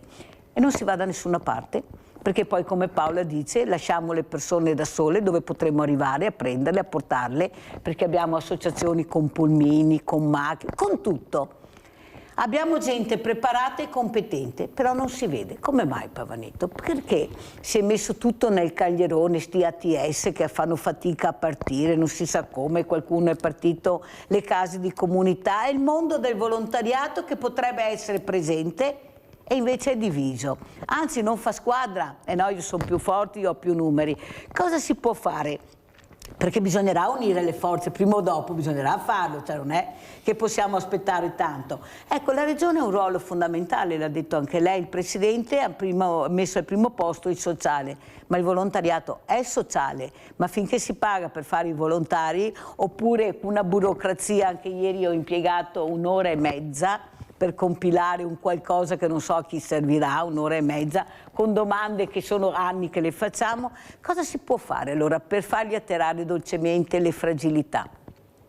Allora, secondo me i piani sono due. Intanto bisogna fare un attimo di chiarezza sulla questione delle ATS, che è una legge nazionale, poi calata naturalmente a livello regionale, come siamo stati obbligati a fare. Abbiamo cercato di farla nel miglior modo possibile, e oggi insomma la Regione Veneto, rispetto ad altre regioni, è ancora, diciamo, la prima regione in termini di preparazione su questo tema, chiaramente con fatica, perché da una parte le risorse, da una parte il personale, è chiaro che, e soprattutto anche questo dialogo con gli enti locali che è stato fatto in questi mesi, da quando è stata approvata la legge, quindi circa 2 anni, 1 anno e mezzo, è stato fatto per costruire, diciamo, la migliore struttura. È chiaro che partecipando i comuni, o comunque i comuni che magari funzionavano, si trovano, diciamo, un po' spaesati, perché diciamo, avevo un modello che funzionava, oggi mi metti all'interno di un calderone che rischio di, è chiaro che insomma qualche difficoltà c'è stata, però penso che bisogna sempre guardare in maniera positiva, e quindi quella è la legge, quella è stata approvata, e naturalmente cerchiamo di farla nel miglior modo possibile. I comuni su questo insomma si stanno dando da fare. E qual era lo scopo degli ambiti territoriali sociali? È quello di cercare di omogeneizzare un servizio che a volte, proprio gestito dai singoli comuni, poteva avere delle eccellenze su un comune, magari sui comuni accanto avere delle difficoltà, e questo penso che sia la prima cosa.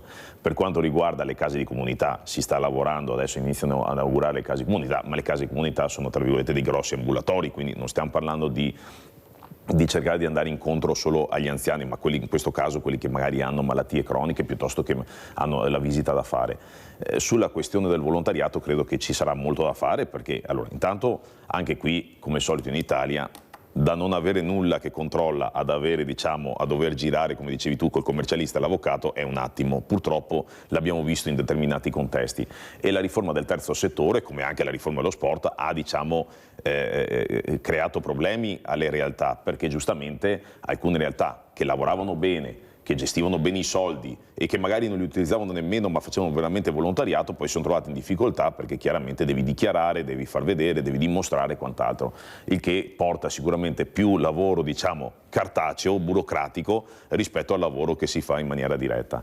Sicuramente serve professionalità, perché oggi anche in termini di malattie, di difficoltà, credo che ci vogliono sempre più persone preparate. Io credo però che il mondo del volontariato sia ascolto e servizio. Faccio un esempio: il trasporto anche alla semplice visita dell'anziano piuttosto che del malato. Abbiamo tantissime associazioni, io ne conosco molte, la LILT, l'AIL e tante altre, l'Anteas, l'Anfas, insomma ce ne sono tantissime che si danno da fare in maniera volontaria, con contributi volontari, insomma, e che accompagnano i nostri anziani a fare le visite.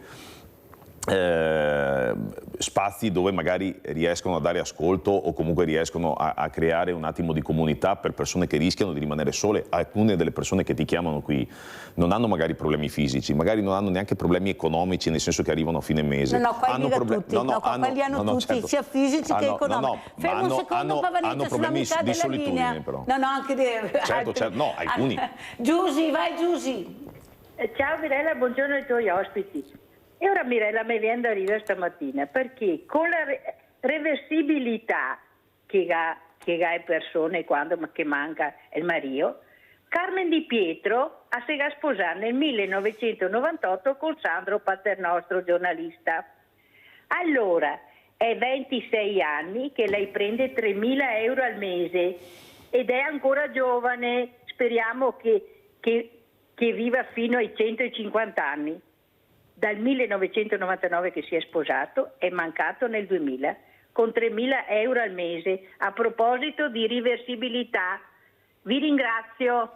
Abbiamo sentito Giusy, prego Pavanetto. Allora, l'importante è capire come fare per unire le forze e aiutare, perché non possono aspettare in eterno che la politica batta un colpo. Credo che su questo anche l'assessore Paola Roma, che insomma si è attivata fin da subito, possa sicuramente nei prossimi mesi, insieme a tutta la Giunta, dare risposte su questo, quindi cercando non solo risorse ulteriori, ma cercando anche di far lavorare tra di loro le associazioni, ma anche cercare di sensibilizzare ancora più i comuni nel sapere che le associazioni che sono sul territorio possono essere un contributo ulteriore ed un aiuto, quindi cercare quel mutuo soccorso tra l'uno e l'altro nel momento in cui ci sono. Alcuni comuni già lo fanno, perché bisogna dirlo, e quindi già quando il comune sa che non riesce ad arrivare, o l'ULSS magari sa che non riesce ad arrivare, magari l'associazione riesce a coprire magari quel tipo di servizio.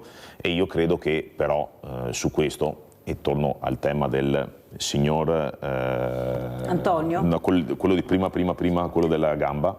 Pietro? Al signor Pietro, che bisogna fidarsi però degli amministratori, perché io adesso ti avevo promesso, e l'ho sentito, il sindaco di Quarto d'Altino ha detto che la cosa non solo la stanno seguendo, la stanno portando avanti.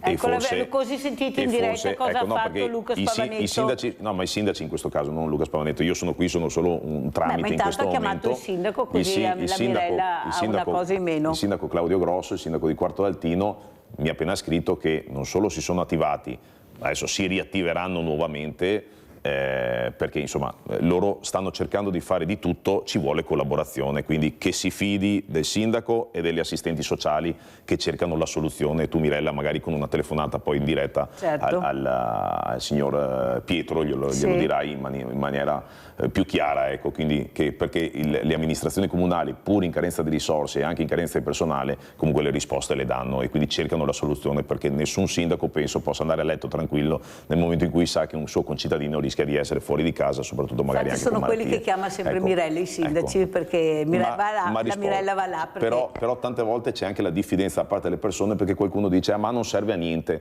tanto non mi risolve il problema. No, il problema ha delle complessità che non vanno risolte in 5 minuti, ma ci sono persone che lavorano a testa bassa per risolverlo. Nessuna di queste va a casa senza aver risolto il problema. Pierina da Bagnoli, vai Pierina. Sì, buongiorno al suo ospite. Io gli volevo dire, Mirella, che a caso della pensione, gliel'ho già detto una volta, glielo ripeto, ci sono persone che prendono più soldi di pensione, di reversibilità o di conguagli, robe, insomma, che non mi viene, no. Che una che ha lavorato 30 anni e nessuno fa niente, Mirella. Nessun politico, né destra né sinistra, né l'ULSS, parli con l'ULSS, i soldi sono quelli, però ad altri che non hanno mai lavorato e danno un bonus uguale al mio. Non è giusto. Non è giusto, Mirella, perché nessuno fa proteste per le strade, che fa nessuno. Non è che fanno casino per queste pensioni, nessun partito, nessuna associazione, e questo non va bene, perché noi che prendiamo una miseria e abbiamo lavorato tanto, perché prendiamo la pensione di lavoro, non reversibilità o altre pensioni, no, abbiamo lavorato 30 anni di contributi e ci danno uno schifo. Quelli che non hanno fatto niente percepiscono tanto come me. Grazie e buongiorno. Grazie a te Pierina, grazie, un abbraccio a Pierina, perché in effetti questa è la sensazione che si ha. Volpe, cosa si potrebbe fare? Ecco, dove si potrebbe andare a parare per riuscire? Eppure abbiamo ville, io per esempio Villa Franchetti, ne cito una perché mi sta proprio qua sta roba, che non è proprio rude, io ci sono stata, e si potrebbe, unendo le forze, visto che abbiamo anche grossi imprenditori, sa cosa dico Pavanetto e a Volpe? Che qualche yacht in meno, magari qualche palazzo in meno, che forse vivono lo stesso, e di aiutare la comunità, che come fanno anche in Giappone, che quelli che hanno di più aiutano quello che hanno meno, contribuiscono a questo. Qualche imprenditore lo fa, per carità, non voglio sparare nel mucchio, però unendo le forze, forse capire. Ecco, abbiamo sentito l'altro giorno Vianello della Texa, che ringrazio, cosa ha detto, che sta costruendo appunto queste case per gli operai,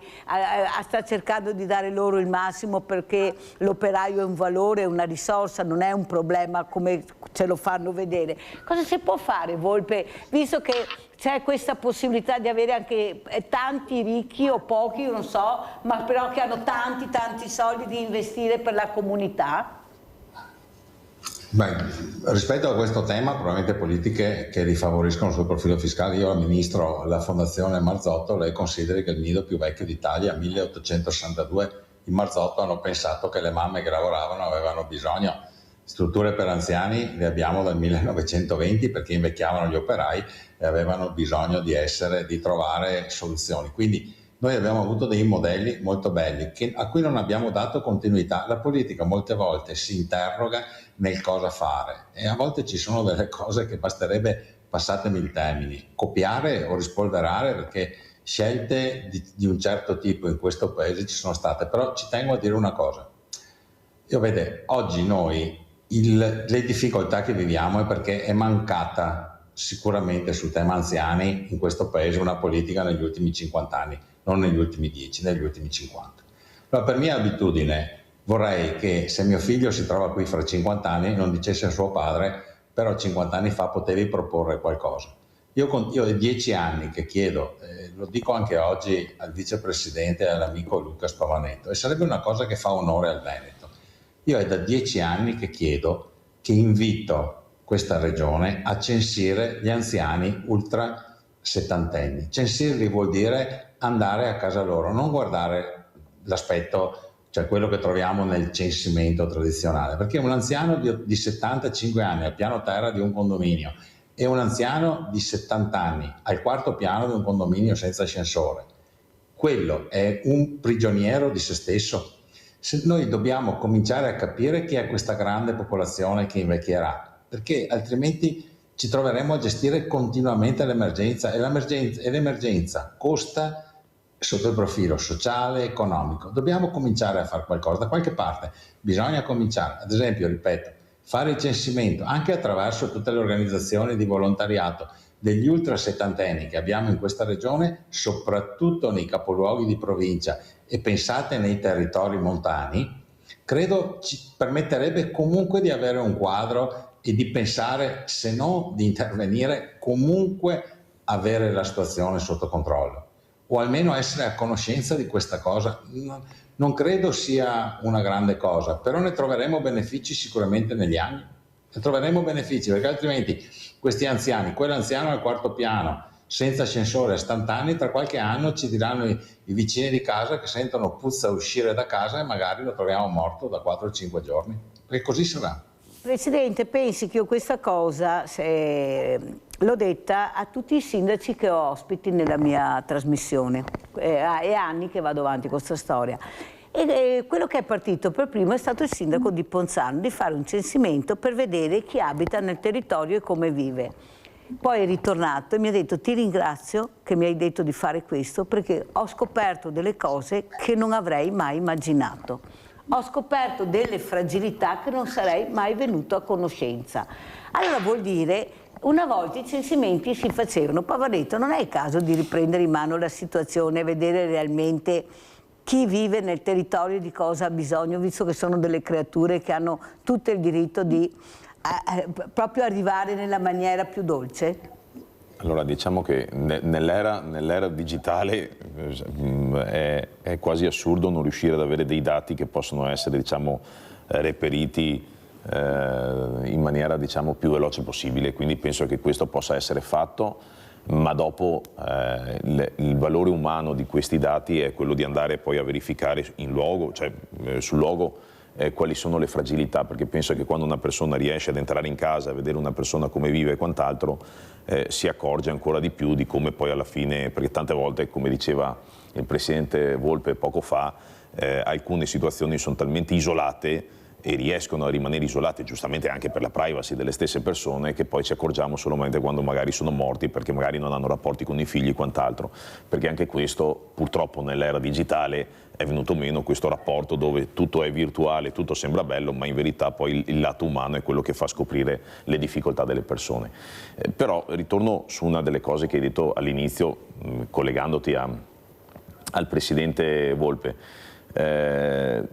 Noi poco tempo fa, circa 2 mesi fa, abbiamo presentato Venexus, che è quella piattaforma che il Presidente ha voluto e ideato insieme ad altri collaboratori, che riguarda proprio quello che tu hai detto prima, ovvero tutte quelle realtà che hanno non solo la voglia, ma anche l'obbligo per legge di investire soldi per quanto riguarda iniziative, diciamo, solidali, sociali e quant'altro. Abbiamo diverse società, come dicevi tu, che possono farlo, ma anche che essendo messi in rete possono anche, diciamo, essere avvicinate, perché tu prima hai fatto degli esempi, ma se io non vivo la realtà e magari sono a pochi chilometri di distanza da quella ditta, non so che magari quell'imprenditore ha quella voglia di dare un contributo, una mano, eccetera. Ma anche lo stesso imprenditore non può conoscere tutti i progetti perché è concentrato sulla sua realtà.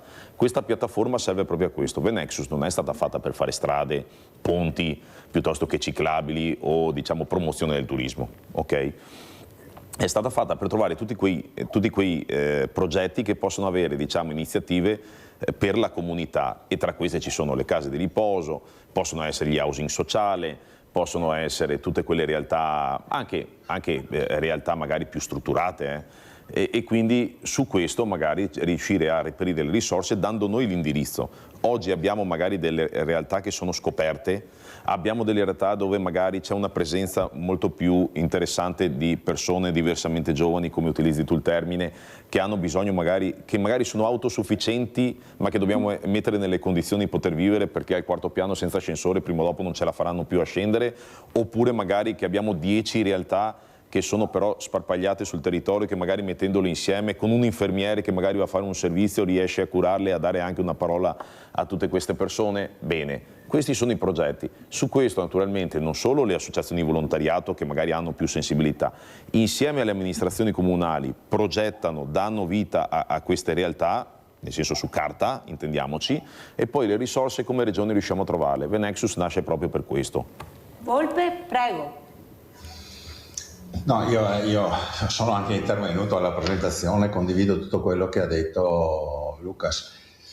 Io credo che in questa stagione storica di come è evoluto questo mondo in brevissimo tempo e altro, io credo che forse dobbiamo coniare per sempre da qui all'avvenire uno slogan, che è quello che noi dobbiamo smettere di lavorare vicini, ma dobbiamo imparare a lavorare insieme.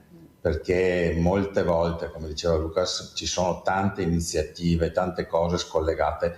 Dobbiamo veramente imparare in quest'ambito a lavorare assieme, anche per fare economia di scala, economia di risorse.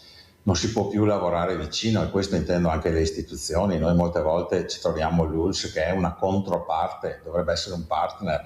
Ci troviamo in alcune situazioni in cui la burocrazia ci distrugge. Vi faccio un esempio: le strutture per anziani oggi devono sottostare a una regola sulla cybersicurezza che a noi costa decine di migliaia di euro. Una casa di riposo di 40 ospiti ha degli obblighi superiori a un comune che ha 95.000 abitanti, ma vi par possibile? Vi par possibile? Questi soldi qui poi vanno dentro nelle rette degli ospiti.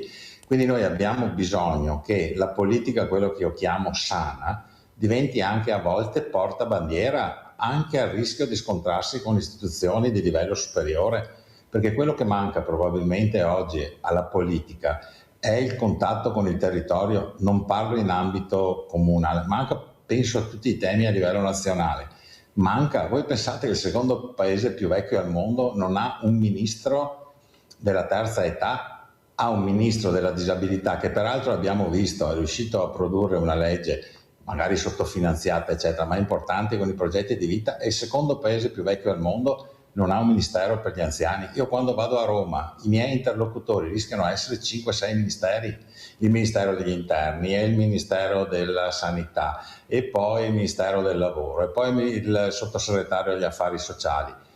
Vi dico una cosa: ieri hanno rinnovato fortunatamente il contratto degli enti locali, perché giustamente parliamo in questo paese che non ci sono stipendi adeguati. Bene, viene rinnovato il contratto degli enti locali, le IPAB in Veneto sono soggette a questo contratto, però nella copertura sono previsti i comuni, non il personale che lavora all'interno delle IPAB, e questi saranno costi che vanno all'interno della retta. Anche qui ci vuole una presa di posizione ferma, forte, anche della Regione del Veneto, che ha fortunatamente ancora questo grande patrimonio pubblico di strutture, a dire: signori, va benissimo, ma non potete pensare che poi la copertura dei contratti sia a carico degli ospiti.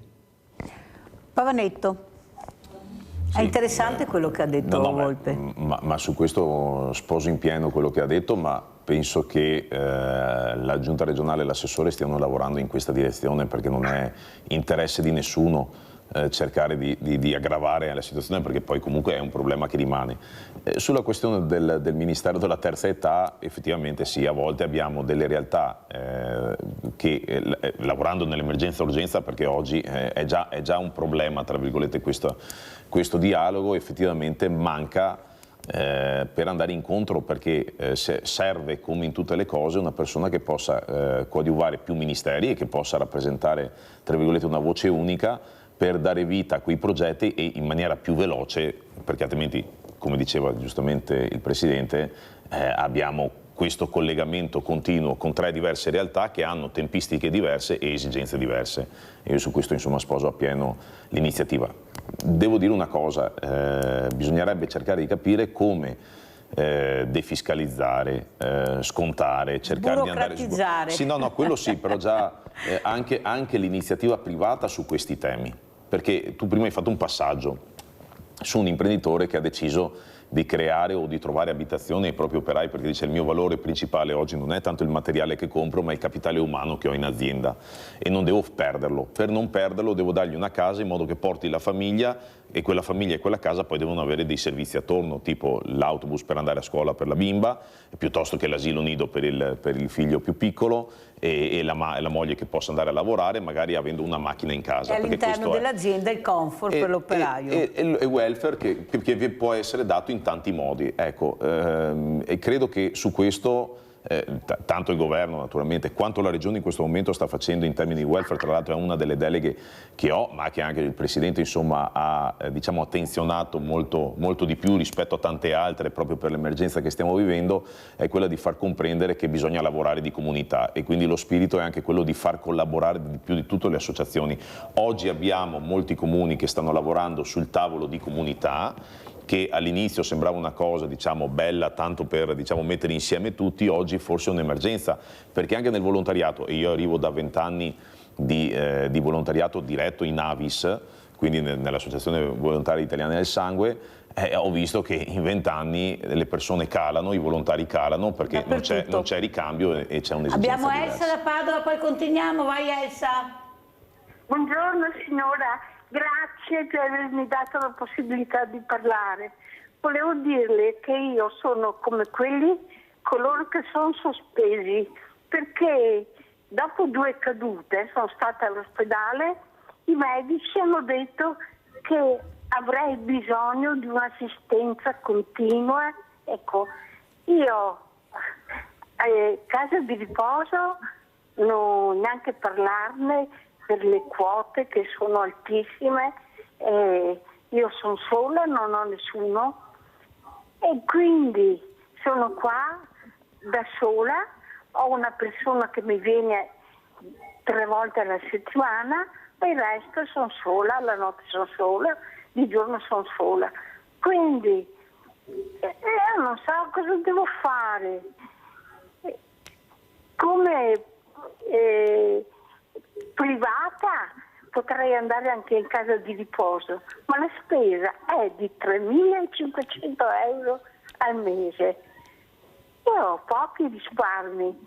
Quanto vivrò? Quanto riuscirò a pagare queste rette così esose? Perché io non so, insomma. Quanti anni hai, Elsa? 80, ne compio i prossimi 89. Grazie cara Elsa, un grande abbraccio. Hai fatto bene a chiamarmi, mi fa tanto piacere che questa trasmissione riesce a coinvolgere le persone, farle telefonare, a dire. Poi abbiamo anche la fortuna a volte di avere i sindaci, questa mattina anche Pavaneto, che ha capito l'importanza di dare risposta a quelle fragilità che non possono più aspettare, che almeno sapere che qualcuno ha capito il loro dramma, e questo è molto importante e ringrazio. Prego Pavaneto, grazie cara Elsa. Tanto complimenti a Elsa, perché dalla voce 89 anni non glieli davamo sicuramente, infatti tu hai chiesto l'età proprio per sapere. E, ecco, nel suo caso non c'era da una parte la disperazione, era più la solitudine, cioè il fatto di non avere nessuno. Allora io mi chiedo, adesso lei ha detto che chiamava da Padova, penso, non so, sì, per aver capito, adesso non so se comune di Padova o provincia. Anche qui cioè, è quasi impossibile che non ci siano delle realtà o delle associazioni. Esatto. Sicuramente ci saranno, che magari riescono, non so, ad accompagnarle durante il giorno, ma anche che le tengono in compagnia con altre persone, che magari con queste persone riescono anche a scoprire nuove amicizie, ma che possono comunque avere un contatto diretto, insomma, perché dalla persona che abbiamo sentito al telefono, insomma, c'è un po' di dinamicità. Quindi voglio dire, anche su questo effettivamente forse manca l'informazione, non per quanto riguarda la stampa, ma per quanto riguarda l'attività. Scusa Pavaneto, lo chiedo anche a Volpe, ma non dovrebbe esserci un collegamento tra il medico di famiglia e queste realtà? Perché Non possiamo pretendere che Elsa abbia l'elenco delle associazioni di volontariato e non possiamo neanche pretendere che sappia usare questa nuova tecnologia per riuscire ad avere l'aiuto. Non è che dovrebbe... sperando che abbiano un medico di famiglia, perché in questi tempi c'è un problema anche su quello. Insomma, a 90 anni penso magari, spero che ce l'abbia, spero almeno quello. Non è che forse è il ruolo del medico di famiglia, perché io li ho avuti, Pavaneto, per questo l'ho anche invitata, anche i presidenti, non hanno neppure l'elenco delle associazioni di volontariato. Ma dobbiamo anche capire che è fondamentale che questo elenco sia nei medici di famiglia, negli ambulatori, nelle farmacie, dove queste persone si recano. Non è possibile che siamo in tanti e non ci conoscono, perché se io sapessi arriverei da Elsa, come ha detto lei, con Anteas, con tutte le... ma non si sa. Allora, Anteas non sa, Elsa non sa e rimane a casa. Non è che dobbiamo, forse la Regione deve fare questo, un collegamento e un'informazione? Allora, sicuramente le mettere in rete questo, ed è una delle priorità che naturalmente verrà attenzionata. Una delle cose che potremmo fare fin da subito è fare noi questo lavoro. Noi abbiamo, i registri delle associazioni ci sono perché sono tutte, diciamo, dichiarate, quindi i comuni le hanno, e attraverso quel censimento che dicevi magari prendere da una certa età in poi e comunicarlo a casa con una lettera piuttosto che magari con altri mezzi e cercare di farlo conoscere ancora di più, in modo da mettere in rete. Se avesse l'elenco, poveretta, direbbe oggi ho bisogno di andare a fare la spesa, chiamo questa associazione che ho, che capisco cos'è. Ci sono anche altri metodi, potrebbe anche, tra virgolette, fare la spesa o trovare la persona che l'aiuta a fare la spesa. Ci sono diversi modi in questo momento che sono anche più facili, però bisogna sempre mettere in sicurezza queste persone, quindi che non vadano in balia delle persone sbagliate. E le associazioni di volontariato che sono iscritte all'UNS, perciò potrebbero fare questo. L'importante è che qualcuno capisca che forse dobbiamo fare squadra. Volpe, cosa ne pensa, ecco, di questa telefonata e di questo aiuto? Perché prima o dopo arriveremo a casa con qualcuno, perché quello si farà, i servizi alla persona. Io sono convinta che prima o dopo arriveranno, perché questo è il futuro, non sono le RSA il futuro, ma sono anche, ho detto, questi servizi alla persona a casa della persona. Oppure anche gli studenti, ecco, aprire agli studenti, qui regna la paura di ospitare qualcuno, specialmente ai parenti, ai figli, chissà di cosa hanno paura, mica sono tutti delinquenti. Volpe cosa dice? Innanzitutto non è che noi ci candidiamo come RSA essere la soluzione del problema, noi siamo una piccola parte della soluzione alla malattia acuta, per quell'invecchiamento acuto a chi non è sicuramente più assistibile a domicilio. Però noi adesso abbiamo scoperto Elsa da una telefonata. Torniamo a quello che dicevo prima. Se invece Elsa fosse stata una dei soggetti anziani oltre ottantenni che abbiamo censito nel nostro territorio, probabilmente sapremo che Elsa ha queste difficoltà legate alla solitudine, a qualsiasi altra cosa. Quindi torno al pragmatismo, cioè credo sia tempo di non masticare, uso sempre questo termine quando serve, non masticare brodo, bisogna metterle a terra determinate iniziative. Ripeto, se Elsa fosse stata visitata da un'associazione di volontariato in un censimento in cui, come diceva bene Lucas, non basta accontentarsi dell'ufficio anagrafe, ma andando al domicilio si capirebbe benissimo che questa era una persona sola, che probabilmente questa solitudine potrebbe benissimo essere compensata da qualche intervento del vicinato, del volontariato, chi più ne ha più ne metta. Però torniamo sempre al tema, cioè continuare a lamentarci senza mettere a terra qualcosa, guardando a domani, è inutile. De Gasperi diceva: i politici pensano alle prossime elezioni, gli statisti alle future generazioni. Noi abbiamo la necessità di tornare a pensare al futuro. Oggi abbiamo un obbligo nei confronti di chi invecchierà nei prossimi 20 anni di mettere in campo delle soluzioni, perché guardate che se non facciamo niente saremo travolti, ma saremo stravolti da questa onda che arriva. Pensate, 670.000 anziani ultraottantenni nel 2050 contro i 370.000 di oggi. Immaginate che consumo di prestazioni sanitarie, che bisogni domiciliari, che risposte residenziali, persone che saranno sole perché hanno i figli lontani, sono separate o comunque non si sono sposate. Un comune come Jesolo oggi, che ha, cito Jesolo perché c'è di Lucas, che ha oggi 2.000 anziani ultraottantenni, ne avrà poco meno di 4.000 nel 2050. guardate che sono numeri, no, importanti di più, quindi dobbiamo da qualche parte cominciare, se no sederci seduti in poltrona a guardare sempre indietro. Vabbè, tra 10 anni, se ci ritroveremo in questa puntata, diremo le solite cose. Grazie, ci troveremo, Volpe, io sono convinta che ci troveremo, magari anche con qualcosa in più, grazie ai nostri giovani che capiranno qualcosa e l'aiuto. Elda da Varago, vai Elda! Ciao, ascolta, io sono andata a fare il 7:30, siccome intanto ti saluto e i complimenti li rinnovo sempre e ti seguo. Sono andata a fare il 7:30 una settimana circa fa, ma non sto bene, ero assieme a un'altra persona. E io volevo fare una cosa che da stupida ci sono caduta dentro. Quando tu firmi, no, prima di firmare, che fai questo 7:30, in passato ti chiedevano a chi lasci questo 5 per 1000, l'8 io lo lascio sempre alla Chiesa, sono tanti anni che lo faccio, ma potrei anche fare un pensierino. Tra il 5 per 1000 io lo volevo dare a Rete Veneta. E ci sono caduta dentro, ha fatto tutto lei, non mi ha detto niente, alla fine io firmo le carte, senza sapere neanche cosa ho firmato, ho ancora da leggere, ma ci sono rimasta male, perché al secondo anno ho detto vado a trovare quella impiegata che lo chiede, il sindacato eccetera, ne approfittano, vedono che sei traballante, non parli, non chiedi, non lo so, ti sta male. Io ora cosa posso fare? Niente, perché l'hai già fatto, hai già firmato. Dio mio. Comunque ti ringrazio, Elda. No, l'ho anche detto in giro io. Ma ci sono rimasta quella là che mi ha accompagnato, una signora buona che di tanto in tanto ultimamente mi viene a dare una mano, e mi ha detto Elda, tu ti eri là imbambolata. Imbambolata, ho detto da stupida, aspettavo sempre, perché prima ho fatto firmare le carte, pensa tu. Ma lei sapeva benissimo quello che ho fatto. Io non so ancora chi l'ha dato, ma non ho potuto neanche parlare, hai capito? La volevo dare, lo dico pubblicamente. Cara Elda, grazie. Per 1000 lo davo là. Grazie Elda. Guarda, anche il pensiero per me è una soddisfazione veramente grande dalle tue parole. La prossima volta fai un bigliettino con scritto quello che vedi che va sempre nella nostra televisione, così dici guardi, questo è il 5 per 1000 che io voglio dare a questa associazione. Non c'è niente da fare, sennò come vedi succede, e tanto è vero che purtroppo ho sentito diverse volte questa cosa. Grazie comunque, veramente un grande abbraccio Elda. Ecco la solidarietà, ad esempio Pavaneto, che sentiamo anche dalle persone le più umili. Noi quando facciamo le raccolte sono proprio le persone più umili che ti portano fuori i prodotti. Qualcuno c'è, ma molto difficile. Ecco l'importanza della solidarietà, ecco, soprattutto per riuscire a superare questo momento molto critico. Sì, su questo penso che abbiamo degli esempi in tutto il Veneto che sono formidabili.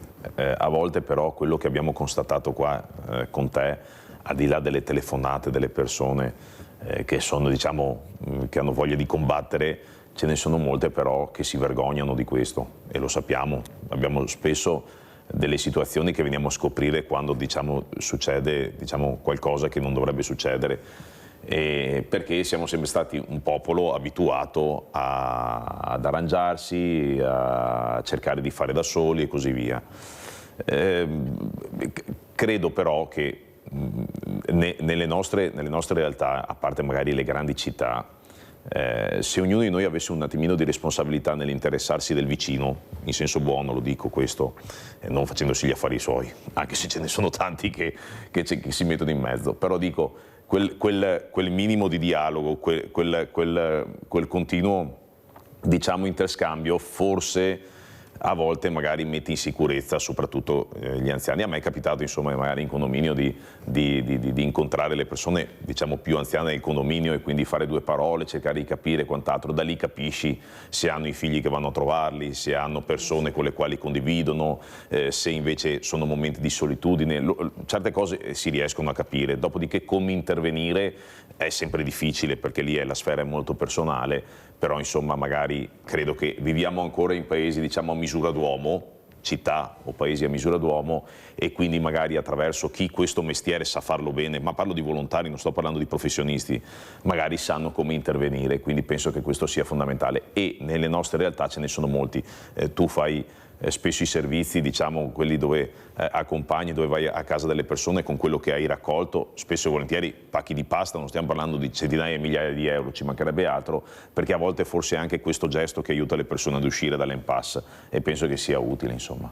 Io ringrazio veramente Luca Spavanetto di essere stato con noi, vicepresidente della Regione del Veneto. Grazie anche a Roberto Volpe. Grazie Volpe, speriamo che le cose cambino. Sono ottimista, non so perché, sento un profumo diverso, è il profumo dei giovani, ecco, che mi danno molta speranza. Tanto è vero che i comuni che sono governati e veramente dove ci sono queste persone giovani, uomini e donne, guardate che è un'altra storia, loro investono nel territorio, investono su quello che abbiamo, anche con poche risorse che hanno, però le investono nel territorio e questa è una cosa, specialmente i piccoli comuni, e questo ne va dato atto a questi sindaci, sindache, veramente sono tanti, tutte giovani. Io vedo un profumo diverso che sta cambiando. Speriamo che diano più risorse a questi sindaci, veramente, ecco, perché i soldi arrivano in regione e dopo la regione distribuisce, vedremo cosa succederà con questa nuova aria fresca che è arrivata in Regione Veneto. Grazie, grazie, pubblicità.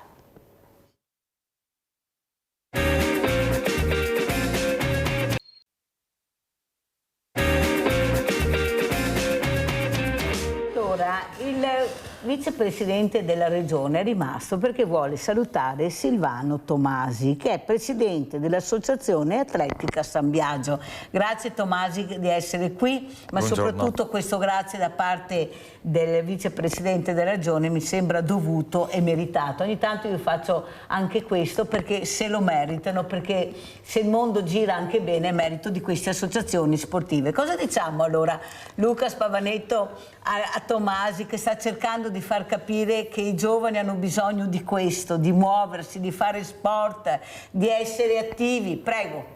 Allora, questa è carrambata, no? Come si disuol dire in termini televisivi.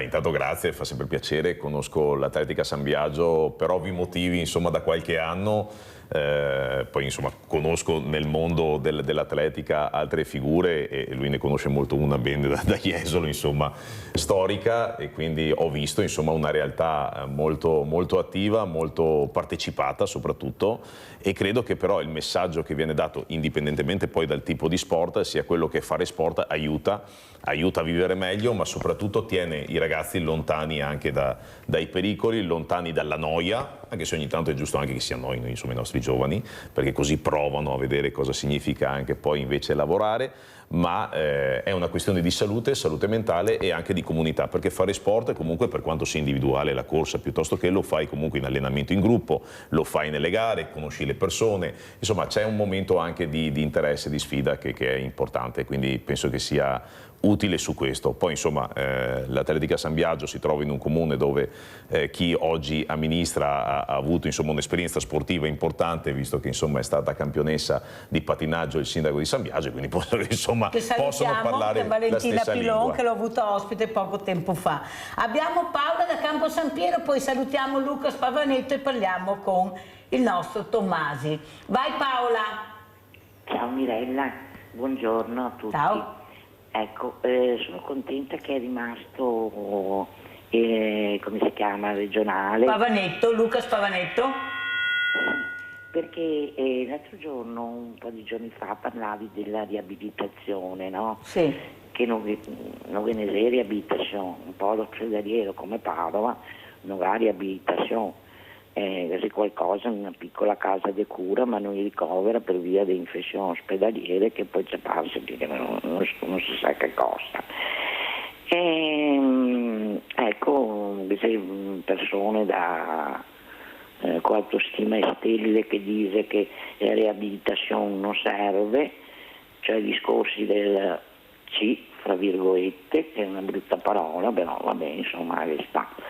E parlavi appunto che c'era la possibilità di fare a Treviso riabilitazione, perché sei un anziano, non dico che deve stare un anno come una volta in ospedale, ma insomma gli insegna a fare un po' di cose che a casa può insomma per fare 2 o 3 passi, andare al bagno, anche aiutato, queste cose qua, e invece non vede volontà. Ecco, tenevo a dire questo, il volontario che mi ha accompagnato la settimana scorsa e sta molto colpito dalla bellezza del parco della provincia di Treviso. Sì, è la sede della provincia, io la chiamo Versailles, per farle entrare a Versailles, entro in provincia.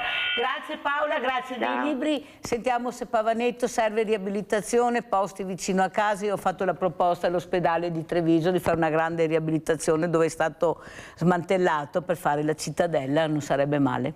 Sì, adesso io da quello che ho capito è da Padova la signora, mi pare, quindi mi sembra strano che non ci siano posti per fare riabilitazione su Padova, perché insomma è un grosso centro, dipende poi dal tipo di riabilitazione. Oggi comunque nella necessità penso che il sistema sanitario regionale in questo caso possa dare le risposte, quindi può essere Treviso, possono essere anche altre realtà, dipende appunto dal tipo di riabilitazione. Abbiamo alcuni ospedali che rischiavano la chiusura, che sono stati trasformati in centri riabilitativi, penso anche a quello sulla spiaggia di Jesolo in particolar modo per i cardiopatici e quant'altro, che possono tra virgolette dare quelle risposte. Poi chiaramente insomma sulla possibilità di essere introdotti su questo penso che insomma i CUP possono essere a disposizione. Naturalmente se dovesse trovare difficoltà, sai Mirella che il mio numero ce l'hai, e quindi come abbiamo fatto prima con il sindaco di Quarto Altino che si è reso disponibilissimo, lo faremo anche nei confronti di questa signora. Grazie a Luca Spavanetto, lo lasciamo perché ha tante cose veramente, ma ringrazio perché ha anche aiutato questa mattina in diretta questo signore Pietro, che almeno adesso respirerà un po' meglio, perché delle volte manca veramente l'ossigeno, una parola è più che sufficiente. Grazie veramente di essere stato con noi. Allora Tomasi, raccontiamo questa atletica San Biagio, prego.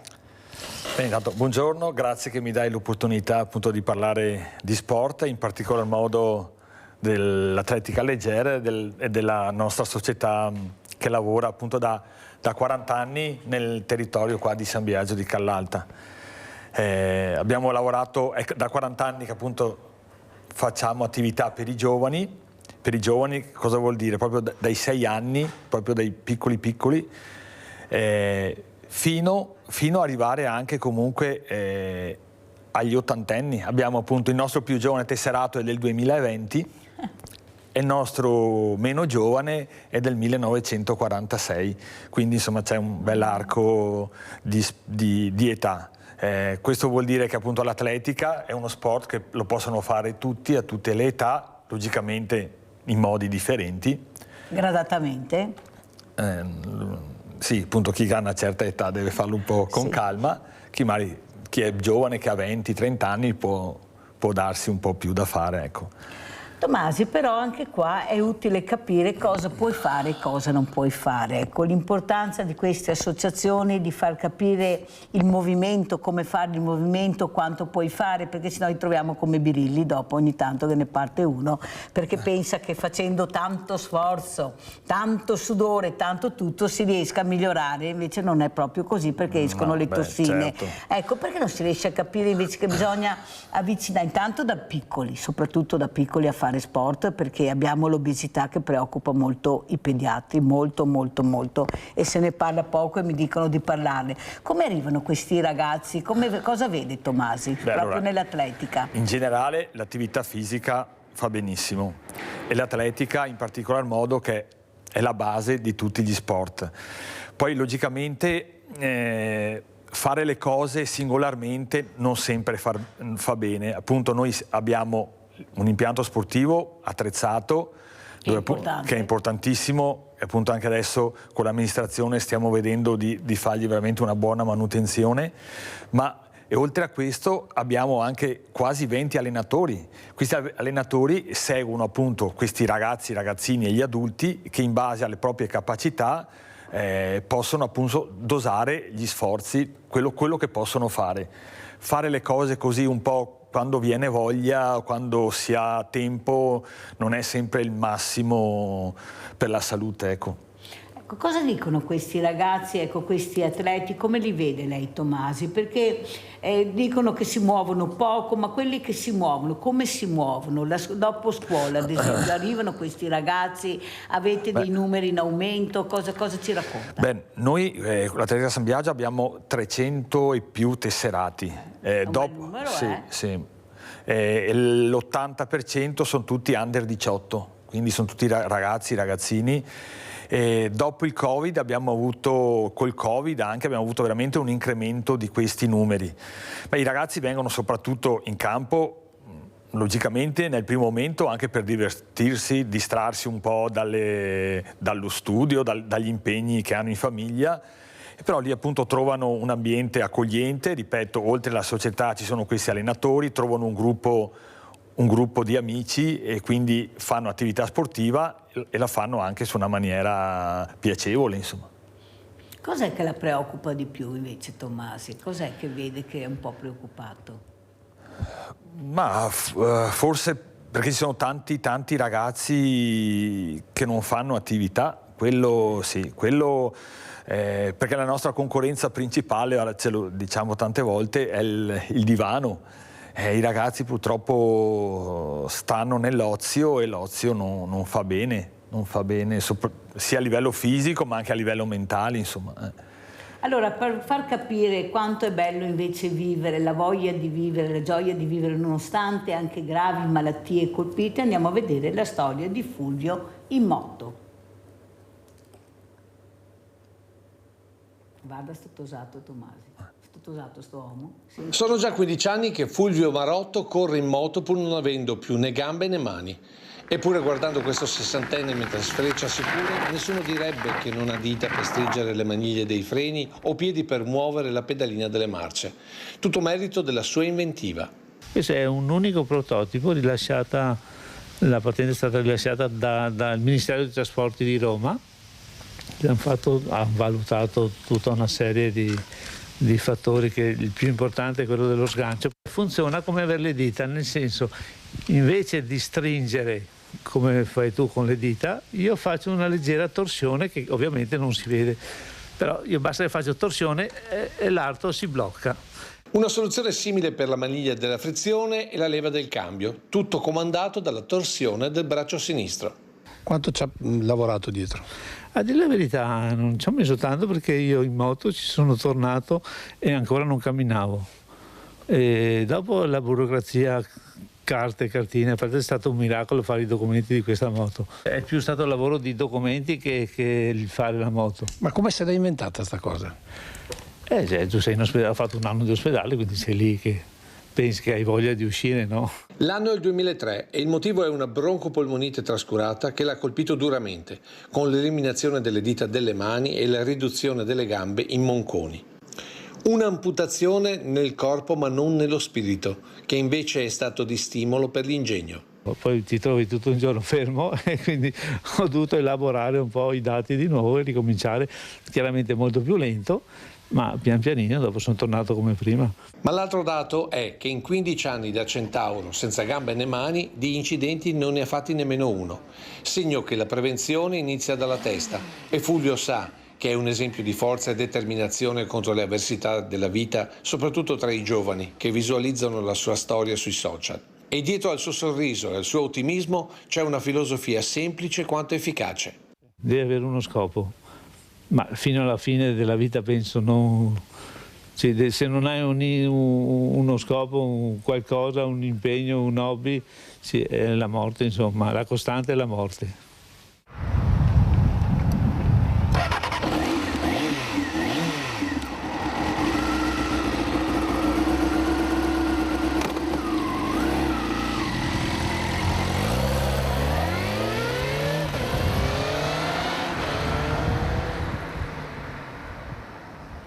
Allora Tommasi, se adesso ci fosse qui Fulvio Marotto, che la gente conosce perché fa parte del direttivo di Veneti Schiacciati, mi aiuta nello Storga a recuperare anche quelle possibilità di vita che ci sono ancora in certe persone, con la meccanica, con tante cose, cosa direbbe? Si è commosso? Ma sì, a vedere una persona così che ha reagito in questa maniera dopo appunto tale malattia, veramente una cosa bellissima da vedere, perché a pensare che mai tante persone si scoraggiano avendo dei problemi minimi, e vedere questa persona come ha reagito veramente è un esempio Fa bene vedere queste sì, cose, vero Tomasi? Soprattutto anche i nostri giovani. Lui non si arrabbia mai, non ha orari per mangiare, per dormire, non ha orologi, non ha niente, vive la natura. Al Parco dello Storga, ecco, per lui è vita, è ossigeno continuamente e soprattutto la voglia di vivere, la voglia di vivere che veramente trasmette con tutta la forza che ha. Ecco, questi sono gli esempi. Fa qualsiasi sport, dalla canoa al tennis, al nuoto, tutto, fa tutto. Fulvio scia, pattina, perché lui dice parte tutto dal cervello e questo bisogna dirlo ai genitori forse di qualche ragazzo, Tomasi, che non capiscono l'importanza invece di portarlo, di accompagnarlo se lui non arriva a fare sport. Ma di sicuro, noi siamo bloccati veramente da problemi assurdi, qualche volta veramente ridicoli.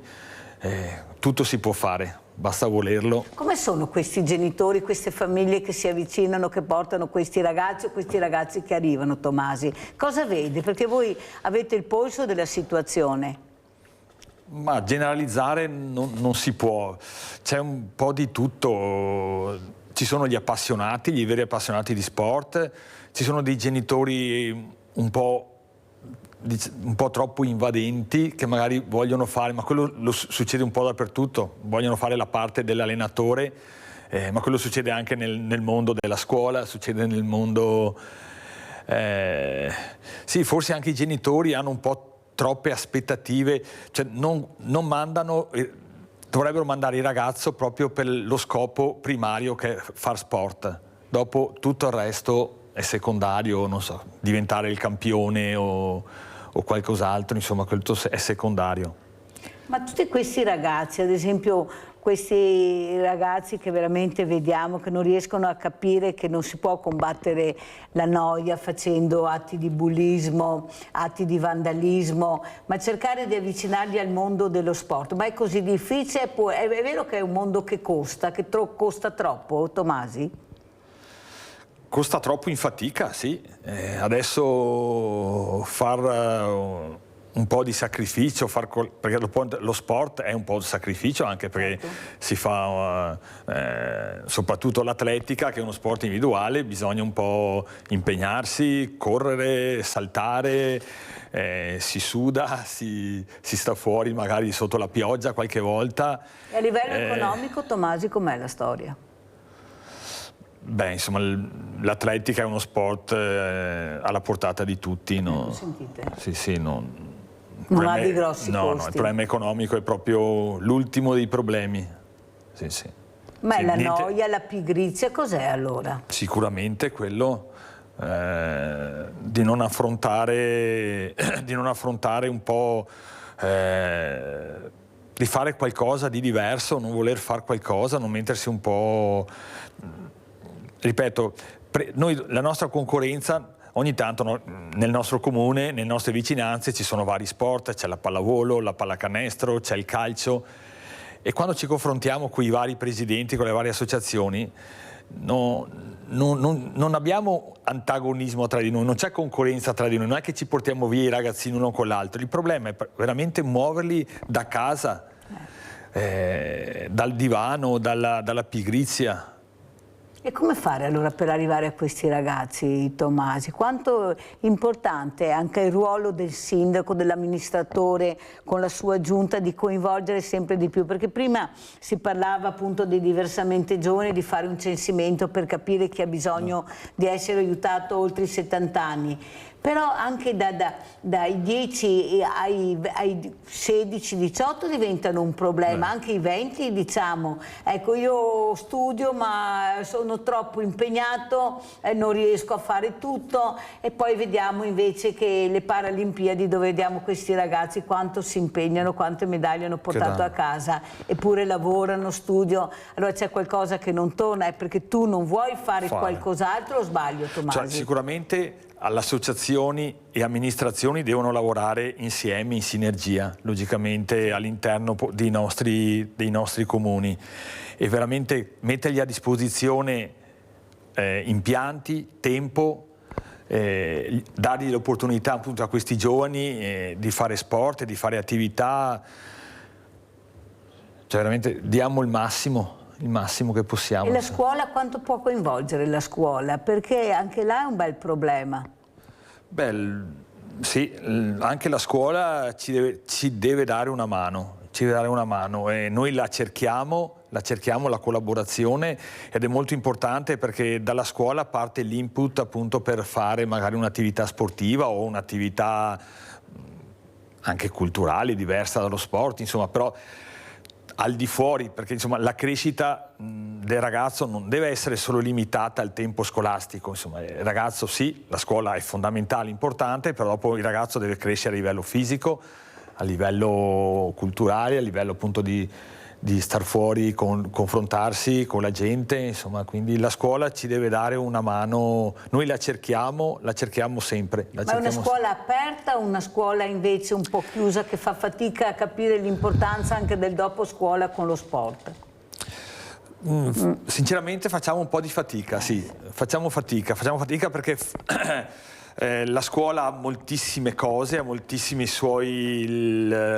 cose da fare, e dare anche, forse non viene capita secondo me l'importanza sportiva, l'importanza della crescita fisica anche dei nostri ragazzi al di fuori della scuola, forse non viene capita tanto in questo periodo. E invece bisogna fargliela capire, perché veramente i ragazzi hanno bisogno di fare movimento, veramente di capire che il corpo umano ha bisogno di muoversi. Una volta c'erano i cortili dove si giocava tanto, ecco, non possiamo dare sempre la colpa ai ragazzi che sono a casa sul divano, non tutti, perché ce ne sono veramente tanti di bravi, poi lei ne è anche un esempio con questi iscritti, sono persone che hanno voglia di muoversi, però bisogna capire che forse anche la scuola, visto che è un punto fondamentale per loro, dove ci sono, dove li troviamo, deve capire che hanno bisogno di fare sport, o sbaglio? Sì. Ecco, bisognerà premere un po' di più.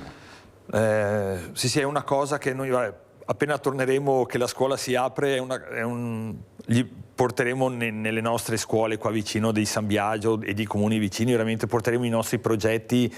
Ad esempio un progetto futuro quale può essere, Tomasi, che proporrete a medio termine?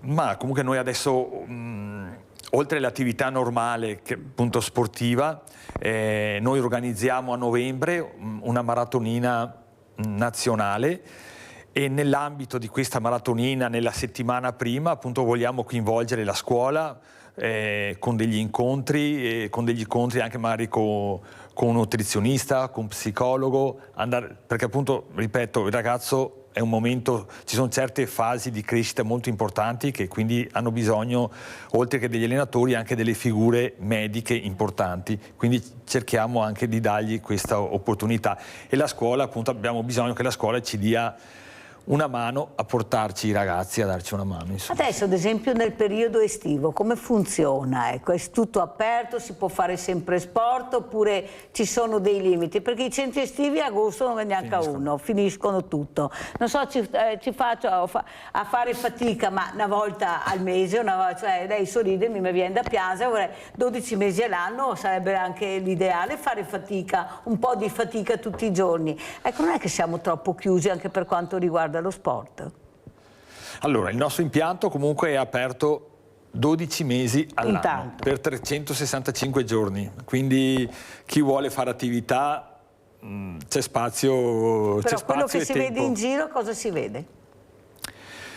Sì, purtroppo abbiamo il discorso di prima, tantissima gente non fa attività, pochissima, magari poi critichiamo sempre le istituzioni, critichiamo tutto, le associazioni, però abbiamo molte opportunità e non vengono fatte, insomma, ecco. Perciò l'appello ultimo che fa Silvano Tomasi in questa emittente a Sveglia Veneti, cosa dice? Che appello vuole fare alle persone che la stanno seguendo, che sono i genitori, i nonni, anche loro, perché adesso sono a casa da scuola? Svegliatevi, muovetevi. Prego Tomasi. Muovetevi di sicuro, venite a trovarci in campo sportivo, che è un ambiente bellissimo, c'è modo veramente di fare attività, di conoscere tanta gente.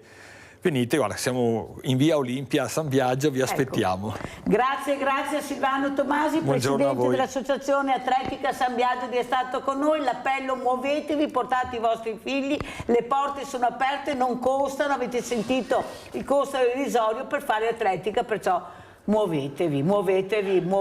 Grazie, andiamo a vedere il vostro assegno che è andato. Ciao grande famiglia di Rete Veneta, oggi siamo a Treviso e guardate la sorpresa. Cucù! Ciao Lina, ciao. Buongiorno. Ciao. Hai visto che sono arrivata? Bene, grazie. Allora intanto Lina prendi le borse. Oh, grazie. Adesso facciamo vedere un'altra sorpresa prima della nostra. Dov'è?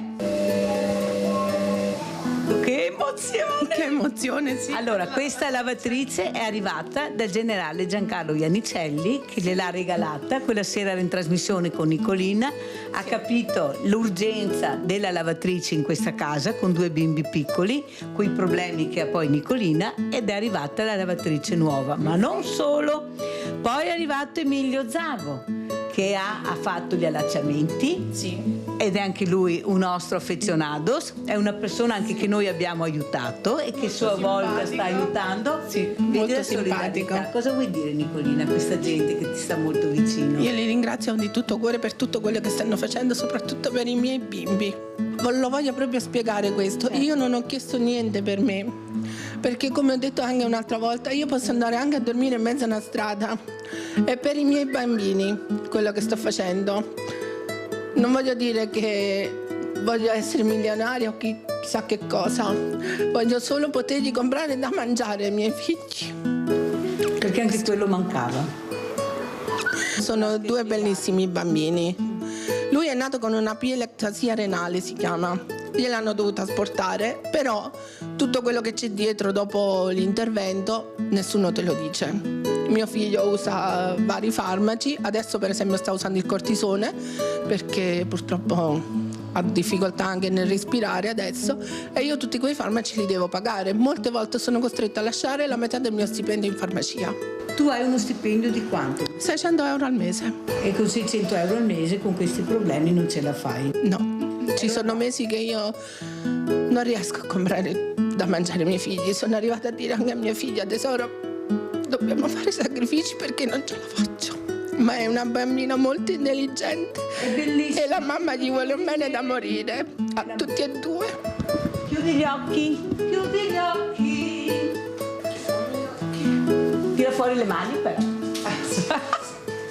Vieni. Grazie. Gira. Ecco. Cosa vuoi dire? Niente. Grazie.